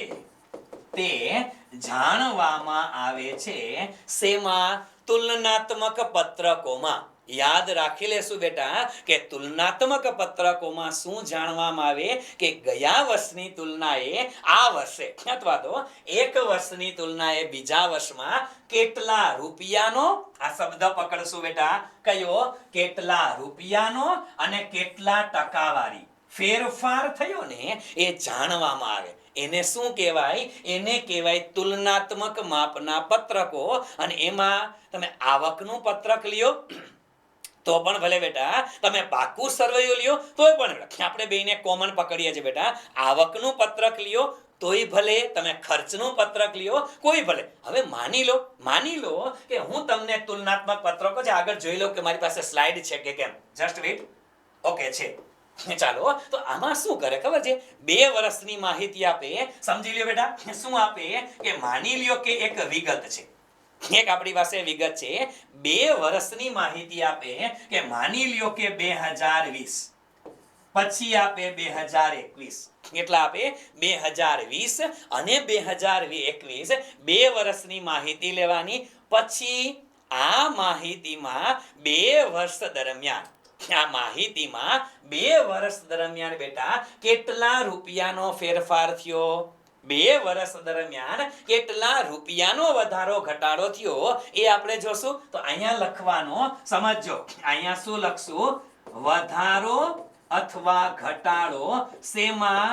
રૂપિયામાં. શેમાં લખવાનો બેટા? વધારો અથવા ઘટાડો રૂપિયામાં. અને છેલ્લે લખવાનું શું? તો કે વધારો અથવા ઘટાડો ટકાવારીમાં. શેમાં લખવાનો બેટા? વધારો અથવા ઘટાડો રૂપિયામાં અને વધારો અથવા ઘટાડો શેમાં? ટકાવારીમાં લખવાનો.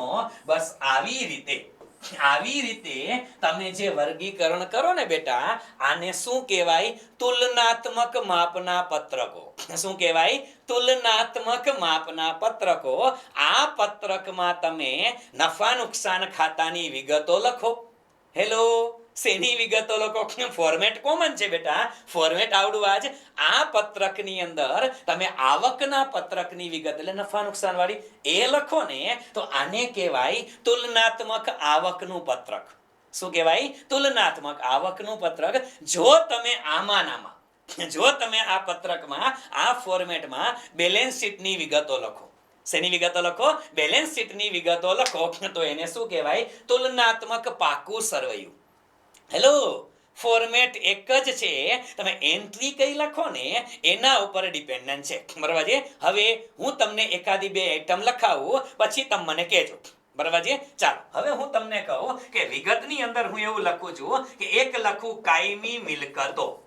સમજો બેટા, કાયમી મિલકતો. કાયમી મિલકતો છે એ 2020માં કંપનીની હતી. માની લ્યો કે 5 લાખ. કેટલી હતી? 5 લાખ. અને 2021 ની અંદર છે 6 લાખ રૂપિયા. સમજો બેટા, કાયમી મિલકતો એકમાં 5 લાખ અને પછી 6 લાખ. હજી લખો ચાલુ મિલકતો. શું બેટા? ચાલુ મિલકતો. ચાલુ મિલકતોમાં હું લખું, માની લ્યો કે અહીંયા છે 2 લાખ. બરાબર? અને અહીંયા હું લખું 3 લાખ. 2 લાખ અને 3 લાખ છે. હવે માની લ્યો કે હું હજી અહીંયા લખી નાખું બેટા શેર મૂડી. શું લખું? શેર મૂડી. શેર મૂડી પેલામાં કેટલી? તો કે 10 લાખ. પેલામાં 10 લાખની શેર મૂડી. અને પછી કેટલી? કે માની લ્યો હું અહીંયા લખી નાખું, અચ્છા 10 લાખ, પછી લખી નાખું 14 લાખ. ચાલો, 10 લાખ અને 14 લાખની શેર મૂડી થઈ. હવે લખી નાખું જવાબદારીઓ. શું લખું બેટા? જવાબદારી. માની લ્યો જવાબદારી છે એમાં મેં લખ્યું 8 લાખ અને 10 લાખ. 8 લાખ અને 10 લાખ. હવે મને તમે એ કયો, તમે પેલા મને એ કયો કે આ પત્રક મેં બનાવ્યું, આમાં આટલી જ વિગતો છે, તો આને શું કહેવાય? તુલનાત્મક માપનું શું? આને તુલનાત્મક માપનું શું કહેવાય? હાલો,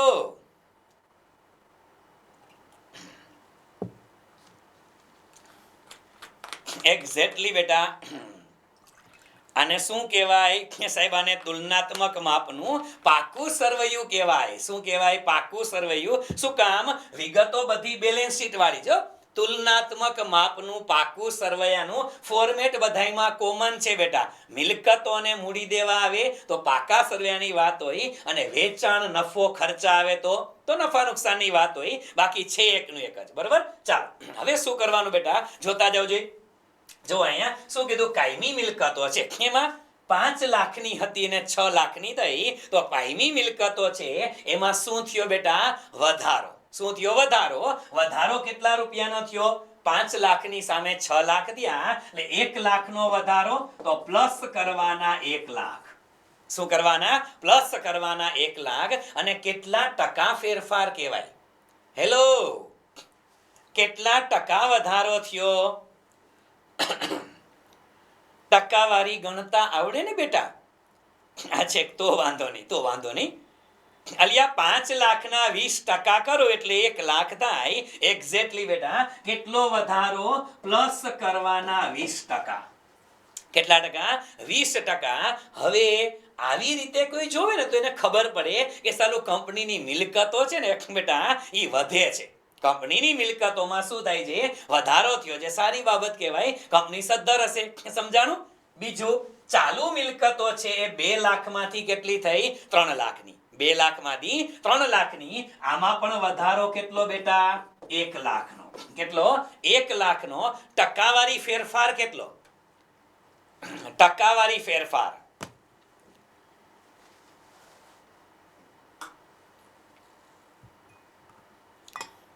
ટકાવારી ફેરફાર 50% બેટા. કઈ રીતે?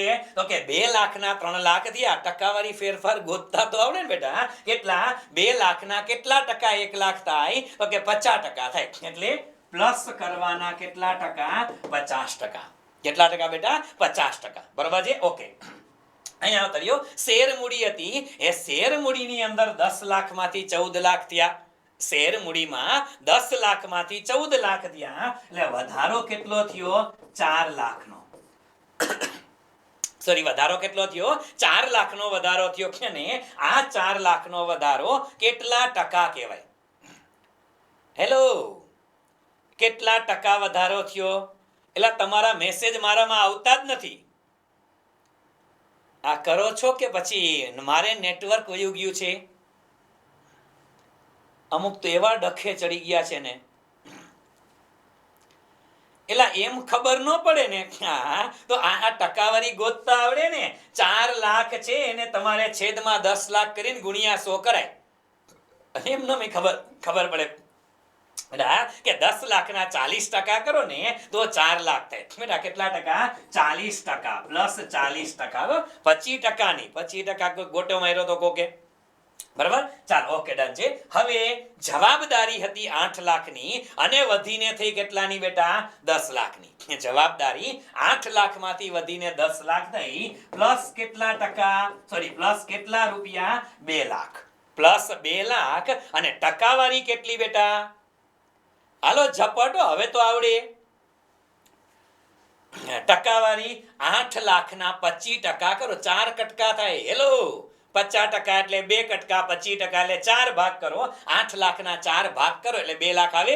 બસ, કેટલા ટકા? 25%. કેટલો વધારો ઘટાડો? 25% થયો. આ શું બનાવ્યું આપણે બેટા? આને શું કહેશું આપણે? તો આને કહેવાય તુલનાત્મક પાકું સરવૈયું. શું બનાવ્યું આપણે? તુલનાત્મક પાકું સરવૈયું. પણ યાદ શું રાખશું કે તુલનાત્મક પાકું સરવૈયું અથવા તુલનાત્મક આવકનું પત્રક હોય એને કયા સ્વરૂપે રજૂ કરાય? આડા સ્વરૂપે. કયા સ્વરૂપે બેટા? આડા સ્વરૂપે રજૂ કરાય. અને આડા સ્વરૂપે રજૂ કરો એટલે શું ગોતવાનો? યાદ રાખજો કે રૂપિયામાં અને ટકાવારીમાં વધારો ઘટાડો ગોતવામાં આવે ને એ આડું સ્વરૂપ છે. કયું છે? આડું સ્વરૂપ છે. એટલે એને રૂપિયામાં અને ટકાવારીમાં બેટા વધારો અને ઘટાડો શોધવામાં આવે છે. બરાબર છે? પરીક્ષામાં ગમે ત્યાંથી ક્વેશ્ચન પૂછી શકાય છે. આમાં યાદ રાખશું. ડન છે? હવે આ આપણે બનાવ્યું બેટા તુલનાત્મક પાકું સરવૈયું. તો હવે આપણે બનાવી દઈ તુલનાત્મક નફા નુકસાન ખાતું અથવા તુલનાત્મક આવકનું પત્રક. તુલનાત્મક આવકનું પત્રક. 2-4 રકમો લખું છું, તમે લોકો આની અંદર મને કહેજો શું વધઘટ થઈ જાય. બરોબર? ચાલો, તુલનાત્મક આવકનું પત્રક છે. બરોબર? છેલ્લે વધારો ઘટાડો ટકાવારીમાં, અહીંયા વધારો ઘટાડો રૂપિયામાં. અહીંયા પેલા જે વિગતો તો લખવી પડશે. બરોબર છે? ચાલો, આ 2020, આ 2021. અહીંયા વધારો અથવા તો બેટા ઘટાડો શેમાં? તો કે રૂપિયામાં. અહીંયા શું આવે? તો કે વધારો અથવા બેટા ઘટાડો શેમાં? ટકાવારીમાં. બરાબર? અને અહીંયા આપણે લખીએ વિગત. ડન છે બેટા? ચાલો, હવે એક પછી એક વિગતો હું તમને જે કહેતો જાઉં છું તમે જરાક લખતા જાજો. બરાબર? હા, એક પછી એક વિગતો જે કહેતો જાવ એ લખતા જાવ. લખો પેલા વેચાણ. પેલા લખો વેચાણ. પેલામાં લખો 6 લાખ અને પછી 7,20,000. 7,20,000. પછી લખો વહીવટી ખર્ચા. વહીવટી ખર્ચા એમાં લખો 2 લાખ અને 2,80,000. વહીવટી ખર્ચા 2 લાખ અને 2,80,000. ત્યાર પછી લખો અન્ય ખર્ચા. એટલે આપણે ખાલી ગણતરીથી મતલબ છે. અન્ય ખર્ચા એમાં લખો 2 લાખ. ઉભા રહ્યો, 2 ન કરતા. ઉભા રહ્યો. આંકડા એક ને એક થોડા રખાઈ ગઈ, સારું ન લાગે. લખો અન્ય ખર્ચા. એમાં કેટલા લખશું? લખો 1,50,000. અન્ય ખર્ચા 1,50,000 અને અહીંયા લખો 2,25,000. 2,25,000. અન્ય ખર્ચા 2,25,000. બરાબર. સાથે લખી નાખો નફો. નફો. હવે તમને જે આમાં નફો મળ્યો એ લખવાનો છે. એટલે જે આવે તે અલી આ 6 માંથી 3.5 બાદ કરો તો 2,50 આવે ને. 2,50,000. જોજો પાછા સરવાળો વેચાણ જેટલો કરજો. હાલો આમાં નફો કેટલો આવે ગણતરી કરો જરાક. 7,20 માંથી 2,80 અને 2,25 બાદ કરો. હાલો બાદ કરો જલ્દી. 7,20 માંથી 2,80 અને 2,25 એટલે 2,80 ને 2 ને 20 બાદ કરો તો 2,5 ને 5 થયા. એટલે જાજા થઈ ગયા.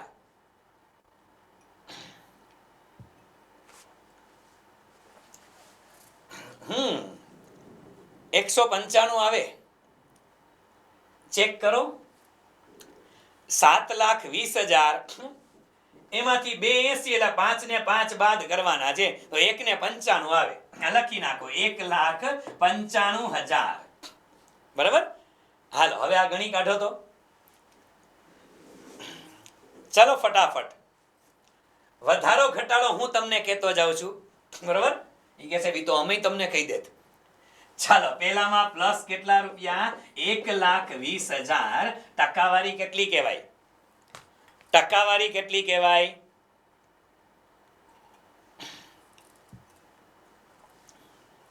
એલા 20% આવે છે ક્યાંથી સમજાય છે ને. ન ખબર પડતી હોય તો કહી દઉં બેટા 1,20,000 જે વધારો હોય ને એના છેદમાં આ 6 લાખ મૂકી દેવાના અને એને ગુણ્યા કરવાના 100. શું કરવાના? ગુણ્યા 100. બરાબર. એટલે ટકાવારી મળી જાય. કેટલા ટકા? પ્લસ 20%. પ્લસ કેટલા ટકા બેટા? 20%. ડન. ઓકે ચાલો આગળ. 2 લાખના 2 ને 80 એટલે પ્લસ 80,000 થયા દીકરા. પ્લસ 80,000. કેટલા ટકા વધારો? 2 લાખના 40% થાય 80,000. બરાબર. Okay plus 40%. ચાલો ડન છે બેટા. ઓકે અન્ય ખર્ચા 1,50 માંથી 2,25 થયા. વધારો કેટલા રૂપિયાનો? પ્લસ 75,000. તો પ્લસ ટકાવારીમાં કેટલા? 1,50 ના 75 વધે અડધા વધ્યા.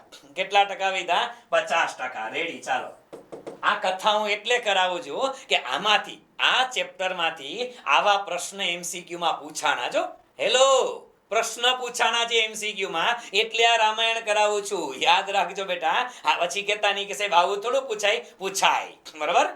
ચાલો ડન. ઓકે એલા 2 ને 15 આવે નફો. ચેક કરજો. એલા 7,20 માંથી હા સાચી વાત બેટા 2 ને 15 આવે નફો. 2 ને 15 આવ્યો. આખો કે ડખો કરાયો ભાઈ. હા 1,95 ના 2,15 કરો. હાલો હાલો હાલો 2,15 કરો ભાઈ. હા 2,15 2,15,000 જે આવે આપણે વધારો ઘટાડો કરવાનો છે ને. હા જે આવે આપણે વધારો ઘટાડો કરવાનો છે. બરાબર. ચાલો રેડી. હાલો 2,50 માંથી 2,15 થયા. શું થયું? હા એ કે મેં કીધું ગુરુ કે સાચું પણ ગુરુ તમારા જવાબમાંથી કહેતા હોય. હરાવ. હાલો શું થયું? વધારો થયો કે ઘટાડો થયો? એલા 2,50 માંથી 2 ને 15 થયા તો ઘટાડો થયો ને. કેટલો? આ વધારો ક્યાંથી આવ્યો? એલા એ મારા વીરા ઘટા કહેવાય. 2.5 લાખ માંથી નફો 2 ને 15 થઈ ગયો એટલે 35,000 નો ઘટાડો કહેવાય. -35,000 કહેવાય ભઈલા. -35,000 અને ટકાવારી કરો તો 35,000 એના ભાગ્યા 2 ને 50 ગુણ્યા 100. 35,000 ભાગ્યા 2 ને 50 ગુણ્યા 100 કરો. 14% તમે લોકો કયો છો. તમારા ભરોસે માનું છું. બરાબર છે. હા તમારા ભરોસે. મેં ગણતરી નથી કરી એટલે તો તમને પૂછું. આ આંકડા કે થોડા લખી લઈ હોય. આ તો મજા આવી. રાજાને ગમે એ રાણી. આ એવું જ હોય. આંકડા મજા આવી લખવાના એમ. હાલો કેટલા? -14%. હું તમારા ભરોસે 14% રાખ્યા છે. પછી ગણતરી કરી લેજો. ડન. આ કથા શેની કરી આપણે બેટા? તો કે આ વાતો કરી આપણે તુલનાત્મક આવકનું પત્રક. શેનું પત્રક? આવકનું પત્રક એટલે કહેવાય તુલનાત્મક નફા નુકસાન ખાતું. શું કહેવાય બેટા?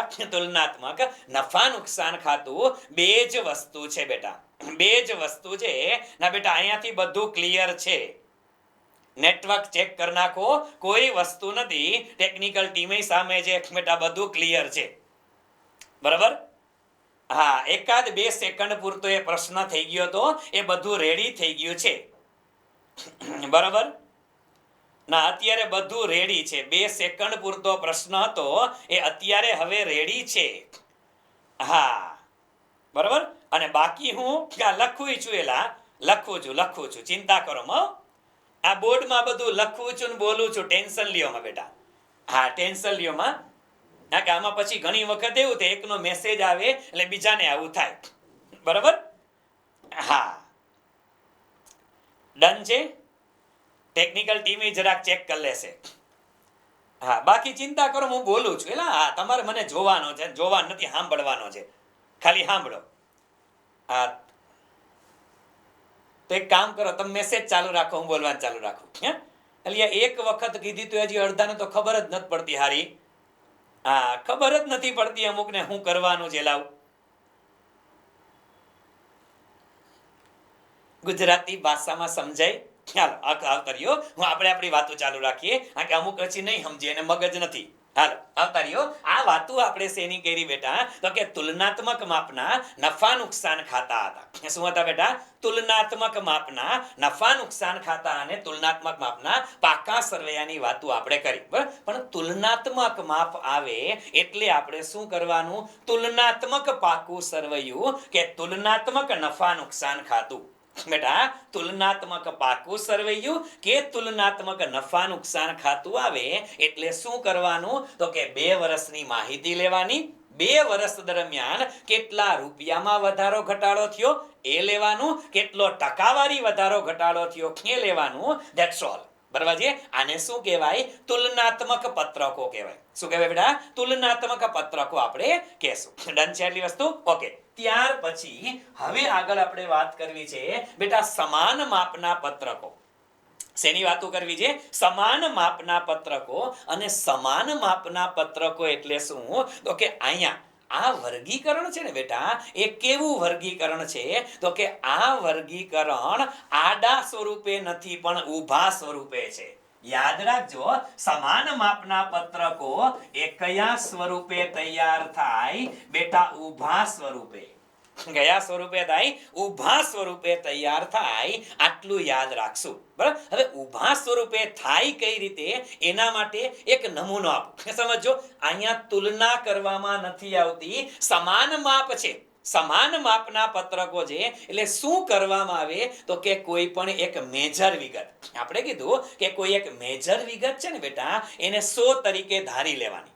શું કરવાની? એક મેજર વિગત જે છે, અને મેજર વિગત એટલે બેટા આવકનું પત્રક હોય ને તો વેચાણને 100 ધારી લઈએ, અને પાકું સરવૈયું બનાવતા હોય તો મૂડી દેવા અને મિલકત લેણાને 100 ધારી લઈએ, અને એની તુલનાએ બીજી મિલકતો કેટલા ટકા છે એ જોવામાં આવે.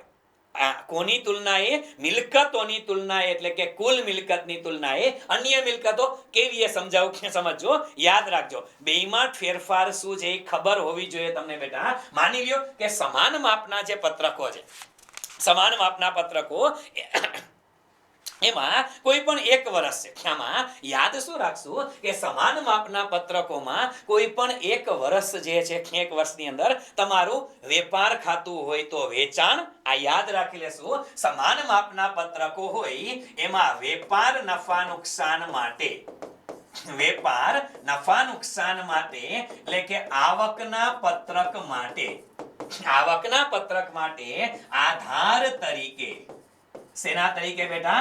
આધાર તરીકે વેચાણ લેવાય. શું લેવાય? આધાર તરીકે વેચાણ લઈ લેવાય. અને પાકું સરવૈયું હોય. શું હોય?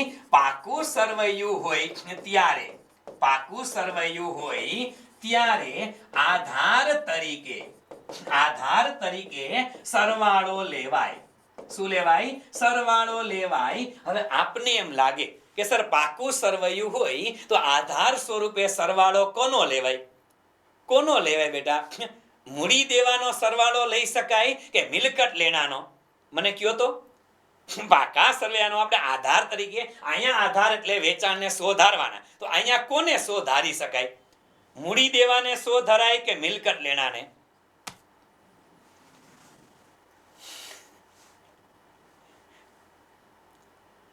આ પરીક્ષાની તારીખ સાંભળીને ઘણાયના મગજ હાલતા બંધ થઈ ગયા છે.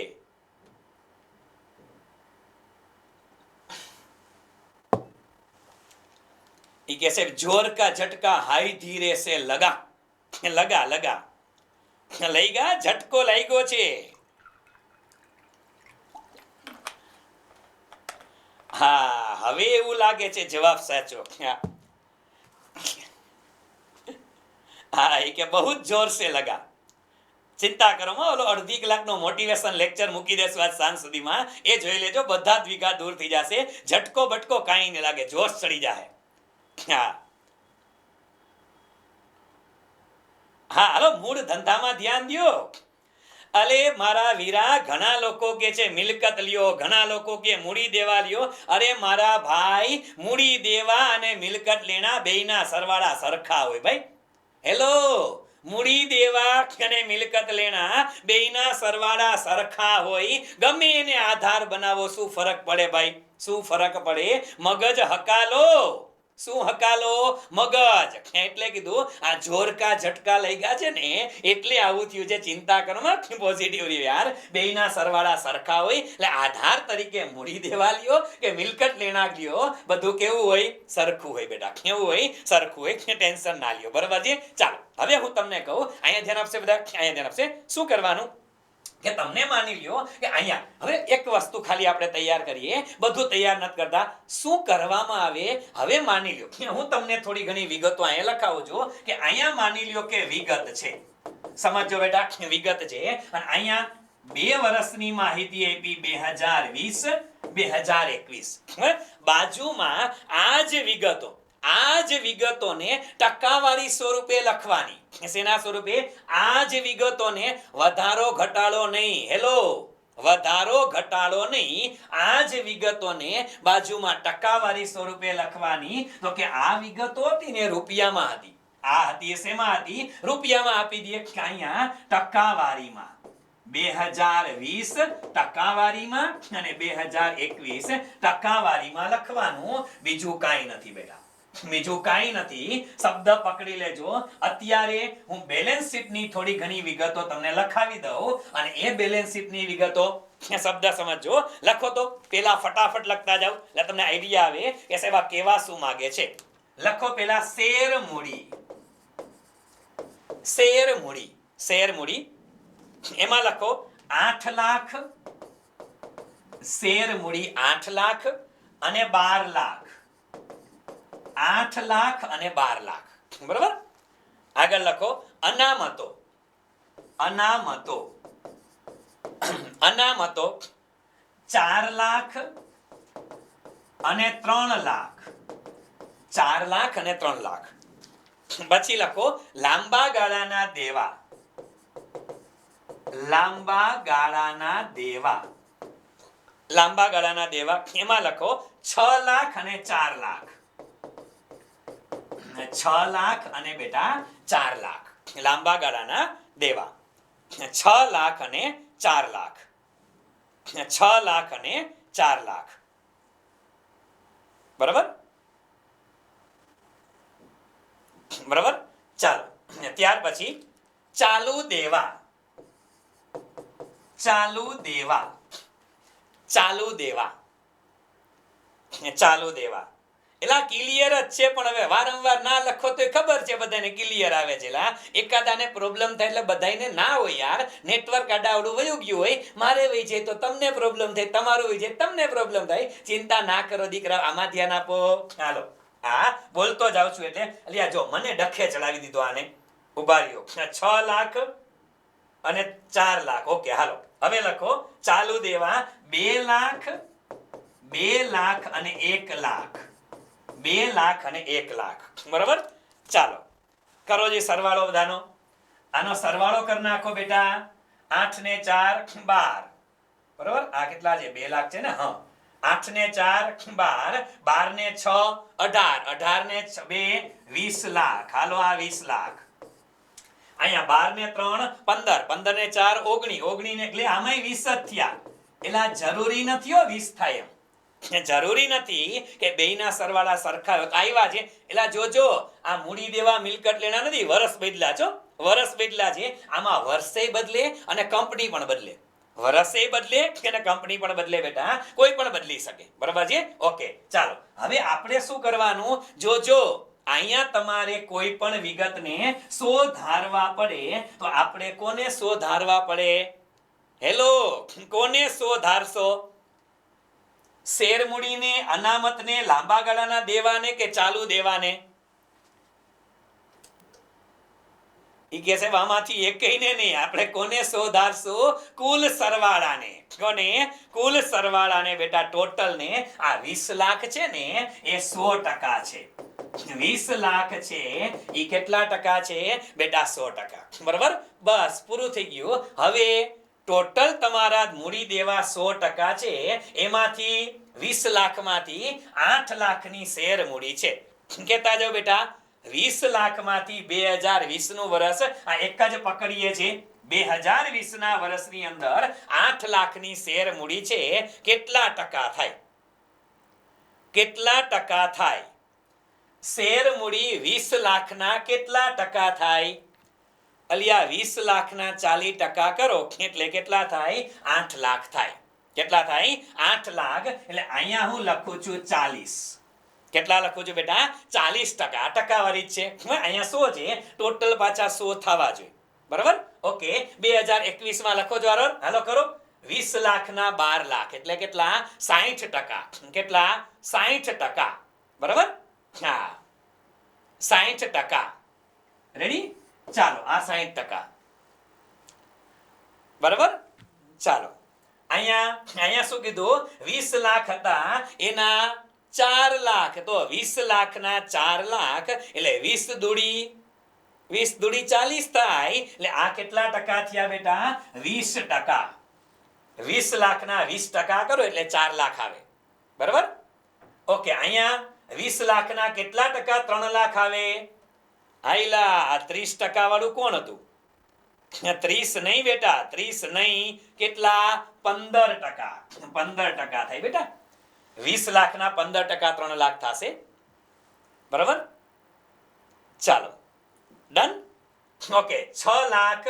20 લાખના કેટલા ટકા? 6 લાખ થાય. 20 લાખના કેટલા ટકા? 6 લાખ છેદમાં 20 ગુણ્યા 100 આવડે ટકાવારી. કેટલા ટકા બેટા? 30%. બરોબર. અને સામે 20 ના કેટલા ટકા? 4 આગળ આવી ગયા 20%. કેટલા ટકા? 20%. છેલ્લે 20 લાખના 2 લાખ એટલે કેટલા? 10%. અને અહીંયા 20 લાખના કેટલા એટલે 1%? 1 લાખ 5%. પૂરું. બસ આ બધાનો સરવાળો આટલો થાય. અહીંયા શું થાય? સમાન માપના પત્રકો દ્વારા એક વર્ષની તુલના બીજા વર્ષ જોડે થાય. એક કંપનીની તુલના બીજી કંપની જોડે પણ થઈ શકે. શું? પણ વધારો ઘટાડો ખબર ના પડે. સમજાય છે? તુલનાત્મક પત્રકો હતા એમાં વધારો ઘટાડો ખબર પડે. સમાન માપના પત્રકમાં વધારો ઘટાડો ખબર ન પડે. ખાલી જોઈ શકાય. શું? કે શેર મૂડી 40% માંથી 60% થઈ એટલે વૈધી અનામત અને વધારો ઘટ્યા. સાથે ભાઈ લાંબા ગાળાના દેવા ઘટ્યા અને છેલ્લે ચાલુ દેવા ઈ કે સાહેબ ઘટ્યા. બરાબર. ખાલી વધારો અથવા ઘટાડો જાણી શકાય. સેના દ્વારા બેટા? તો કે આ બધું સેના દ્વારા?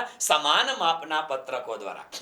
જે આપણે આ કથા કરી આવી રીતે બેટા તમને મિલકતોની માહિતી આપે તો મિલકત લેણાના સરવાળાને સુધારવાના.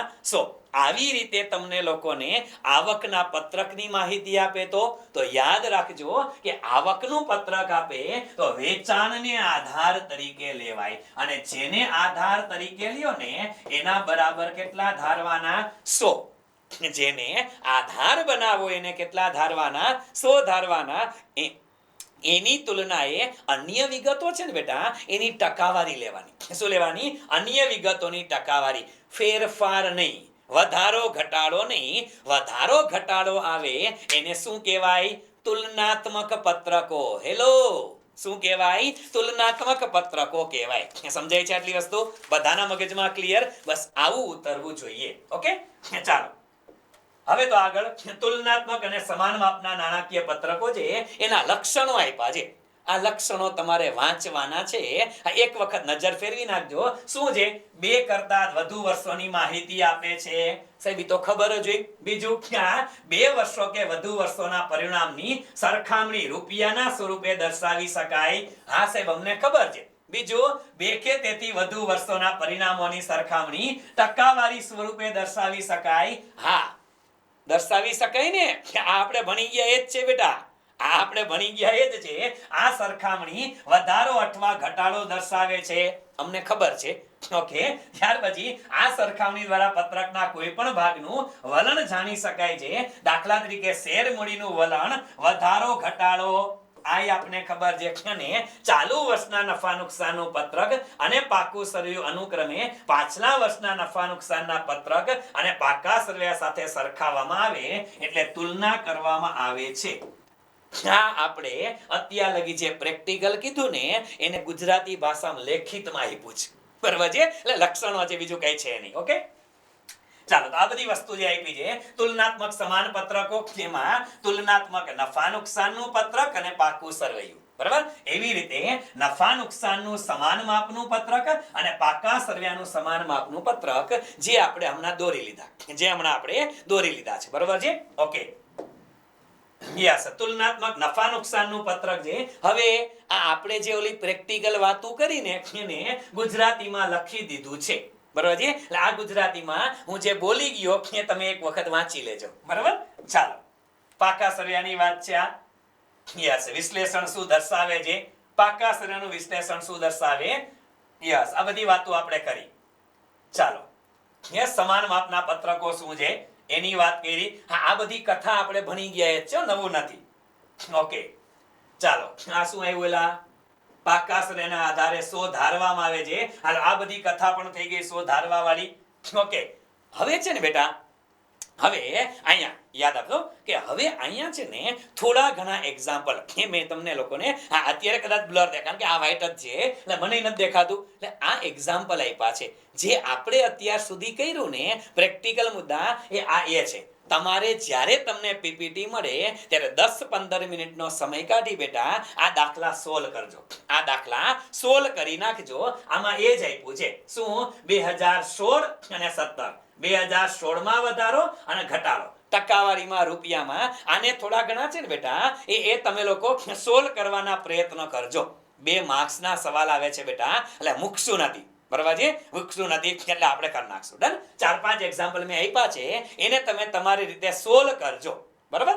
ઓકે, ચાલો, આ એક છે, આ નંબર 1 પેલું, ત્યાર પછી આ નંબર 2, ત્યાર પછી આ નંબર 3, ત્યાર પછી આ નંબર 4 અને છેલ્લે આવે નંબર 5. બરાબર? આ 5 પત્રકો છે. ઉપર હેડિંગ આપ્યું છે, બધું આપ્યું છે. તમારે માત્ર ઓલા સરવાળા બાદબાકી ટકાવારી ગણવાના છે. હમણાં આપણે કર્યા એ જ. બરાબર? પ્રેક્ટિસ થાય એટલે ખબર પડે કે તુલનાત્મક અને સમાન માપ, તુલનાત્મક અને સમાન માપમાં શું આવે. બન? ઓકે, ચાલો, આટલી વસ્તુ કરી નાખજો. હવે આપણે લઈ લઈએ ફટાફટ બેટા આના એમસીક્યુ. બરાબર છે? ચાલો, હવે આના એમસીક્યુ આપણે ફટાફટ લઈ નાખીએ. હાલો, હવે ચેટ બોક્સની અંદર મસ્ત મજાના મેસેજ અને તમારા જવાબ.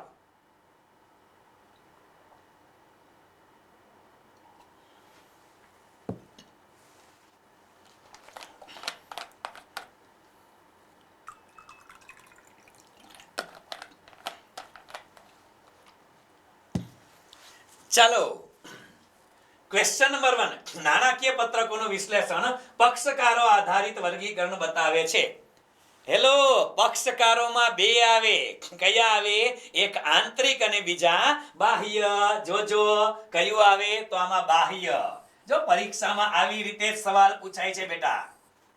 બરાબર? ઓકે, એટલે આ આગળ શરૂઆતમાં ઓલી પૂર્વ ભૂમિકા બાંધી ને બેટા, એમાંથી ની મોટા ભાગના ક્વેશ્ચન આવશે, એટલે યાદ રાખવાના છે. બરોબર, ચાલો ડન. બીજામાં ચાલો નંબર 2, સામાન્ય રીતે નાણાકીય પત્રકોના વિશ્લેષણમાં કેટલી બાબતોનું વિશ્લેષણ કરવામાં આવે છે?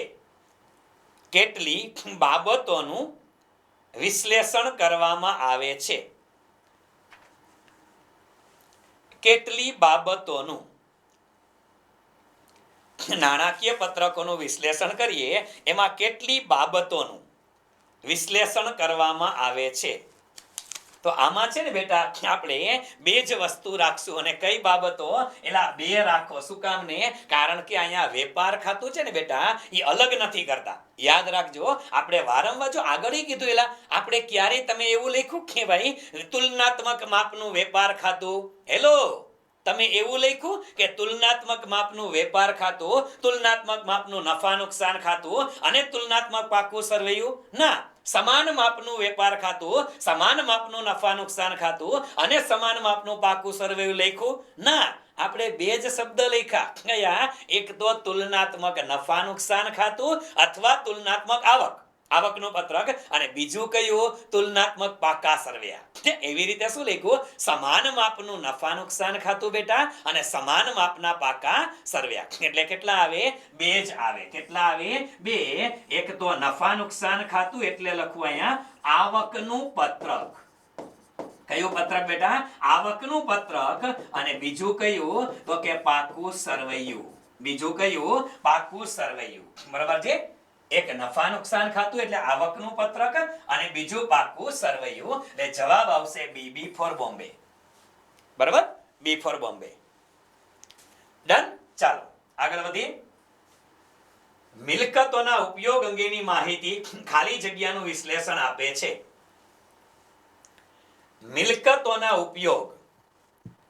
મિલકતોનો ઉપયોગ સંચાલકો કઈ રીતે કરે છે? ખોટું. એલા મિલકતોનો ઉપયોગ કેવી રીતે કરે? તો સંચાલકો મિલકતોનો ઉપયોગ નફાકારક રીતે કરે? કોઈ દી ના કરે બેટા. સંચાલકો મિલકતોનો ઉપયોગ તરલતાની રીતે કરે? એલા ન કરે. તો કે સદ્ધરતા. એલા મિલકતોનો ઉપયોગ સદ્ધરતાના દ્રષ્ટિકોણથી ન થાય, મિલકતોનો ઉપયોગ કાર્યક્ષમ રીતે કરે છે એમ કહેવાય. શું કહેવાય? કાર્યક્ષમ રીતે મિલકતોનો ઉપયોગ થાય છે એમ કહેવાય. એટલે કાર્યક્ષમતાનું વિશ્લેષણ કહેવાય બેટા, કાર્યક્ષમતા. સદ્ધરતા નહીં, ઉપયોગ કીધો છે. બરાબર, એટલે સદ્ધરતા. D four danger. ચાલો આગળ. નાણાકીય પત્રકોનું વિશ્લેષણ શું કરે? એ કે છે ફક્ત પરિણામો રજૂ કરે, ઐતિહાસિક માહિતી પૂરી પાડે, અર્થઘટન કરે કે આપેલમાંથી એક પણ નહીં? ઐતિહાસિક માહિતી તો નાણાકીય પત્રકો રજૂ કરે, ફક્ત પરિણામો રજૂ કરે ના બેટા. આ નાણાકીય પત્રકોનું વિશ્લેષણ છે ને, એ અર્થઘટન કરે બેટા. અર્થઘટન કરે, ડિસિઝન લેવામાં ઉપયોગી થાય. અર્થઘટન એટલે પેલા વર્ષની તુલનાએ બીજા વર્ષમાં વધારો અથવા ઘટાડો. પેલા વર્ષની તુલનાએ બીજા વર્ષમાં વધારો ઘટાડો છે, એ અર્થઘટન કહેવાય. એટલે જવાબ આવશે કયો? તો કે સી. બરાબર, સી. ચાલો ડન. યસ. એક કંપનીના ચાલુ વર્ષના ખર્ચાઓ 6 લાખ છે અને તેમાં પાછલા વર્ષની સરખામણીએ 20% વધારો થયો હોય, તો પાછલા વર્ષના ખર્ચા કેટલા હશે? હેલો, પાછલા વર્ષના ખર્ચા.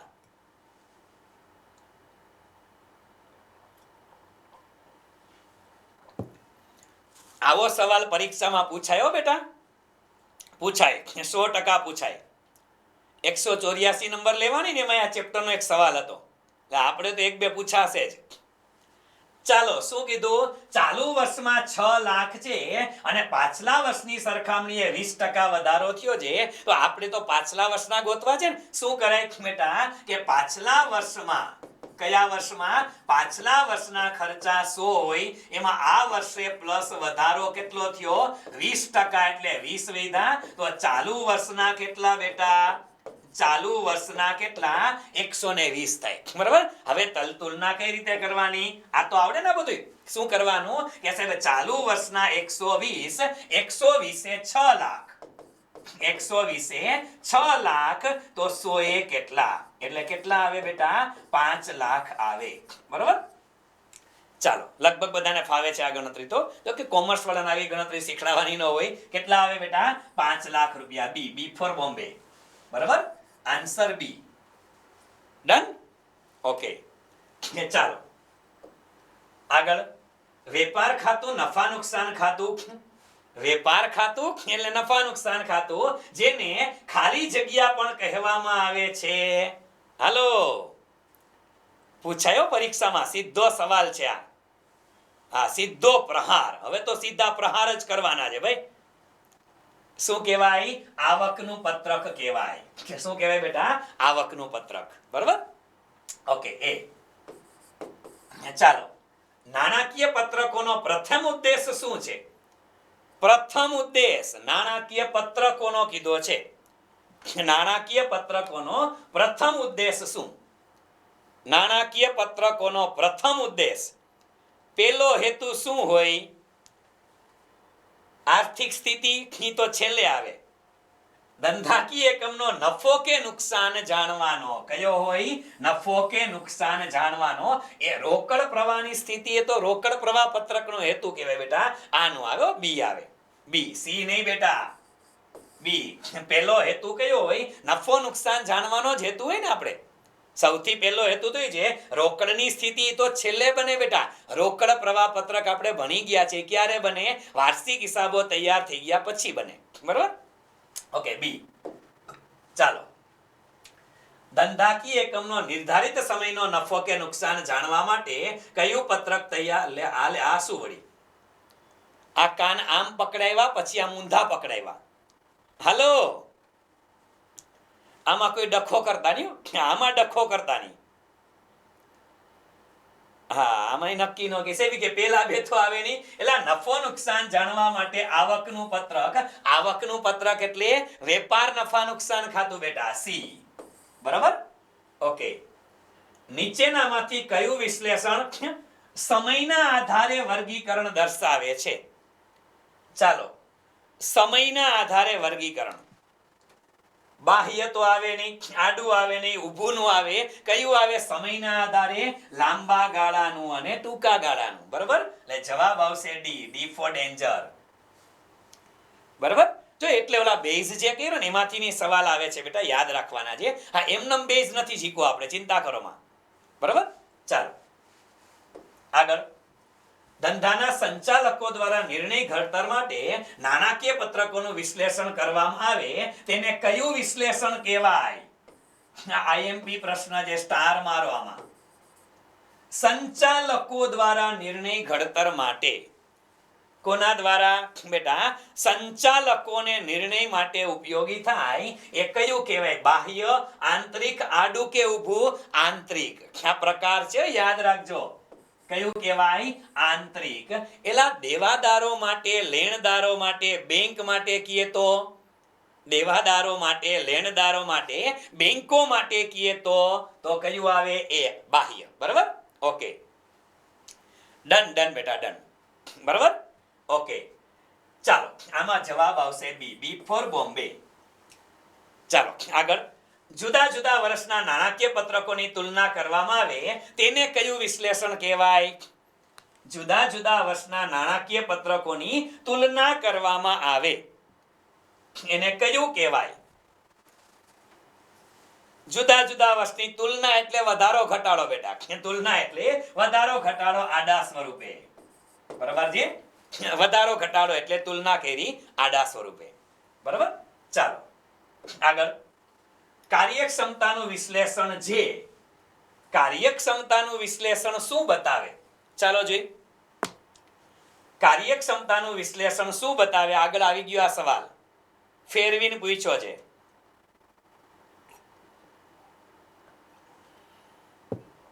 આવી ગયો છે સવાલ. સદ્ધરતા થોડી બતાવે. પછી સદ્ધરતા લાંબા ગાળાની કમાણીની ક્ષમતાના કાર્યક્ષમતા વિશ્લેષણ કોને કહેવાય? મિલકતોના ઉપયોગ અંગેની માહિતી બતાવે. ભાઈ શેની માહિતી બતાવે? કાર્યક્ષમતા એટલે મિલકતોનો ઉપયોગ. બરાબર. ચાલો આગળ વધીએ. નાણાકીય હિસાબોને કયા હિસાબો તરીકે લે? આ વળી શું આવ્યું? હાલો કહી દયો. આ લગભગ એકાદી પરીક્ષામાં પૂછાયેલો સવાલ છે એટલે લીધો એમાં. હાલો સાહેબ, આમાં રાજકીય તો આવે નહીં, આમાં સામાજિક નો આવે, ગુણાત્મક નો આવે, તો શું આવે? એટલે ઐતિહાસિક જ આવે ને. નાણાકીય પત્રકોને કયા હિસાબો? એટલે ઐતિહાસિક શું કામ ખબર છે ને? આને ઐતિહાસિક શું કામ કહેવાય તો ખબર છે ને? શું કામ કહેવાય? કારણ કે નાણાકીય પત્રકો જે છે એમાં જે રૂપિયા હોય, એમાં જે માહિતી હોય ને બેટા, નાણાકીય પત્રકો જે છે એમાં માહિતી બધી કયા વર્ષની હોય? ગયા વર્ષની. કઈ હોય? ગયા વર્ષની માહિતી હોય, એટલે એને શું કહેવાય? એટલે ઐતિહાસિક કહેવાય. કેવા કહેવાય? ઐતિહાસિક. ભૂતકાળની માહિતી હોય. કેવી હોય બેટા? ભૂતકાળની માહિતી. એટલા માટે. ડન. ઓકે ચાલો ડન. નફા નુકસાનના પત્રકમાં કોને આધાર તરીકે લેવામાં આવે? હાલો આ તો આવડ્યો. નફા નુકસાનના પત્રકમાં આધાર તરીકે કોને લેવામાં આવે? સાહેબ વેચાણને. કોને? વેચાણને. એ આગલામાં સી હતો, વેચાણ એ. બરાબર. ચાલો ડન. આગળ લે. આવડી મોટી રકમ. હાલો, એક કંપનીના ચાલુ વર્ષે વપરાયેલા માલની પડતર 3,30,000 છે. હાલ અને તેમાં પાછલા વર્ષની સરખામણીમાં 10% વધારો થયો હોય તો પાછલા વર્ષમાં વપરાયેલ માલની પડતર કેટલી? હાલો, પાછલા વર્ષમાં વપરાયેલ માલની પડતર કેટલી? ટકાવારી છે, બીજું કઈ નથી. સીધો જવાબ આવે. આમાં આડાવડા જવાબ નો ઠીક થપકારતા બેટા. શું કરવાનું? ચાલુ વર્ષે વપરાયેલ પડતર ચાલુ વર્ષની 3,30 છે, અને પાછલા વર્ષની સરખામણીએ કેટલો વધારો થયો? એટલે 10% વધારો થયો. તો શું લખાય? આ પાછલું વર્ષ હતું ને એમાં 100 હતા, એમાં ચાલુ વર્ષે પ્લસ વધારો કેટલો થયો? 10%. એટલે ચાલુ વર્ષના થયા કેટલા? 110. બરાબર. તો શું 83 મુકાય? ચાલુ વર્ષના 110 ત્યારે પાછલા વર્ષના 100, તો ચાલુ વર્ષના 3,30. ચાલુ વર્ષના 3,30 તો પાછલા વર્ષના કેટલા બેટા? 3 લાખ આવે. કેટલા આવે? 3 લાખ. બરાબર. ડન બેટા ડન. બરાબર. જવાબ આવશે C. Okay, option number C. Clear? લાવી ગણતરી આવે તો બહુ ચિંતા નહીં કરવાની હો. આ પરીક્ષામાં પૂછાયેલા જ સવાલ છે જુદી જુદી. હા, અકાઉન્ટન્ટની પરીક્ષા, ડેપ્યુટી અકાઉન્ટન્ટની પરીક્ષા, એમાં બધું પૂછાયેલું છે. ઓકે ચાલો. એક કંપનીના ચાલુ વર્ષના વેપારી દેવા 62,500 છે, તેમાં પાછલા વર્ષની સરખામણીમાં 25% વધારો થયો હોય તો પાછલા વર્ષના વેપારી દેવા કેટલા? હાલો, આ જ સવાલ પાછો આવ્યો. આંકડા નવા છે, સવાલ ઇનોઈ છે. હા, ઈ કે જૂની બોટલમાં દારૂ જૂનો છે, નવી બોટલમાં ભરીને આપ્યો છે. ચાલો સેમ થિંગ બેટા. પાછલા વર્ષના 100 પ્લસ 25% વધારો, 125 એ 100 તો 62,500 એ કેટલા? 125 એ 100 તો 62,500 એ કેટલા? કેટલા આવે? એક્ઝેક્ટલી 50,000 આવે. બરાબર. એટલે સી 50,000 આવે. સી. બરાબર. ઓકે ચાલો આગળ વધીએ. એક કંપનીના પાછલા વર્ષના લાંબા ગાળાના રોકાણો ₹4 લાખ છે. પાછલા વર્ષના લાંબા ગાળાના રોકાણો 4 લાખ છે અને તેમાં 5% વધારો ઘટાડો થયો છે. વધારો ઘટાડો છે તો ચાલુ વર્ષે રોકાણોની કઈ કિંમત હશે? એટલે પણ આમાં કીધું તો નથી વધારો કે ઘટાડો, બે શબ્દ લખ્યા. તો આપણે જવાબ કયો કરશો? 4 લાખમાં 5% વધારો કરો તો 4 ને 20 આવે, અને ઘટાડો કરો તો કેટલા આવે? 3 ને 80 આવે. તો 3 ને 80 વાળો જવાબ હોય તો હાલે, અને 4 ને 20 વાળો હોય તો હાલે. આમાં આમાં એક જ જવાબ છે કયો 4 ને 20 વાળો બેટા કયો છે 4 ને 20 વાળો બરાબર એટલે જવાબ આવશે બી ફોર બોમ્બે બરાબર ચાલો બી ફોર બોમ્બે ક્લિયર છે હજી હા હજી છે હાલો ગણીએ કાંઈ વાંધો નહીં આપણે ઠપ કરવાનું જ છે હાલો 31/3/2016 અને 17 ના પાકા સરવાળાનો સરવાળો 28 લાખ અને 42 લાખ છે હાલો બંને પાકા સરવાળામાં મિલકતોના સરવાળાની ટકાવારી આ મિલકતો એટલે બારીઓ અહીંયા કાયમી મિલકતો લખી દઉં કેવી મિલકતો કાયમી મિલકતોના સરવાળાની ટકાવારી 45 અને 47.62 છે તો તારીખ 31/3/2016 ના રોજ દ્રશ્ય મિલકતોની કિંમત અહીંયા દ્રશ્ય લખો કાયમી નહીં અહીંયા આપી દીધું છે કેવી મિલકતો પૂછી છે દ્રશ્ય તો અહીંયા પણ દ્રશ્ય હોય ચાલો દ્રશ્ય મિલકતો છે એની ટકાવારી આપણે પૂછી છે કયા વર્ષમાં બેટા 2016 માં કયા વર્ષમાં 2016 માં 28 લાખ અને 28 લાખના 45% કરી નાખો પૂરું થઈ ગયું 28 લાખ એને ગુણ્યા 45% 28 લાખ એને ગુણ્યા 45% પૂરું કેટલા આવે ચાલો 28 લાખના 45% કેટલા થાય એલા 45% નો કરો 28 લાખના 50% કરો ને તો એ 14 લાખ થાય હેલો 14 લાખ 50% માં 14 લાખ થાય તો આ બધા તો વધી ગયા ને એટલે નો આવે એ અથવા સી બે માંથી એક આવે એ અથવા સી બે માંથી એક આવે 1260 ઓકે તો 12 લાખ અને 60,000 બરાબર આ કે 50% માં 14 લાખ હોય તો આ તો વધી ગયા ને 50% થી વધારે કીધાન છે કેટલા 45% એટલે કેટલા 12,60,000 ડન ઓકે જવાબ આવશે એ ક્લિયર ઓકે આગળ યસ ચાલો બરાબર છે આટલી વસ્તુ આની અંદર છે શેની અંદર બેટા નાણાકીય પત્રકોના વિશ્લેષણનો મુદ્દો છે ખાસ કહું છું આની પીપીટી હમણાં તમને મોકલાવી દઉં છું બેટા આ પીપીટી માં અંદર મુદ્દા લખ્યા છે એ પણ વાંચી લેજો એમસીક્યુ જોઈ લેજો પરીક્ષાની અંદર 2 સવાલ તો હશે 2 સવાલ હોય જ છે બેટા એટલે ઇમ્પોર્ટન્ટ છે અને જે વિદ્યાર્થીઓના મગજમાં દ્વિધા છે કન્ફ્યુઝન છે ડાઉટ છે આ એ લોકો માટે પેલો મોટિવેશન સેશન ગઈકાલ વાળો એ આપણી એપ્લિકેશનની અંદર ફ્રી વિડીયોની અંદર મૂકી દઈશ બરાબર છે હા સ્ટ્રેટેજી અથવા મોટિવેશન કોઈ પણ હશે સબ અકાઉન્ટન્ટ વાળું એ લેક્ચર તમે જોઈ લેજો બરાબર છે બાકી ચર્ચા જે છે એ આપણે નેક્સ્ટ ટાઈમ ચર્ચા કરશું બરાબર છે હા અલિયા હવે આપણે થોડું ઘણું ગાજુ આપણે હવે જે મળશું ને બેટા એને હવે 10 દિવસ તો માંડ જરૂર છે ચિંતા કરોમાં બાકી બધું થઈ ગયું છે ટેન્શન ના લ્યો હા બધું એલા એક ને એક સૂચના બધી આવી દીધી છે બરાબર હા 60 માર્ક્સ માટે તો બેટા તમને જે મટીરીયલ મોકલીએ પીડીએફ કદાચ કરવાનું છે એની કથા આપણે અહીંયા નથી કરવાની આપણે અહીંયા ખાલી 90 માટે જ ભેગું કરવાનું છે 60 માટે નહીં બરાબર ચાલો બરાબર હા આ બધું પ્લાન બનાવવાનું બધું મેં એટલે એકલું પેલું લેક્ચર છે ને આજ પહેલા જોઈ લેજો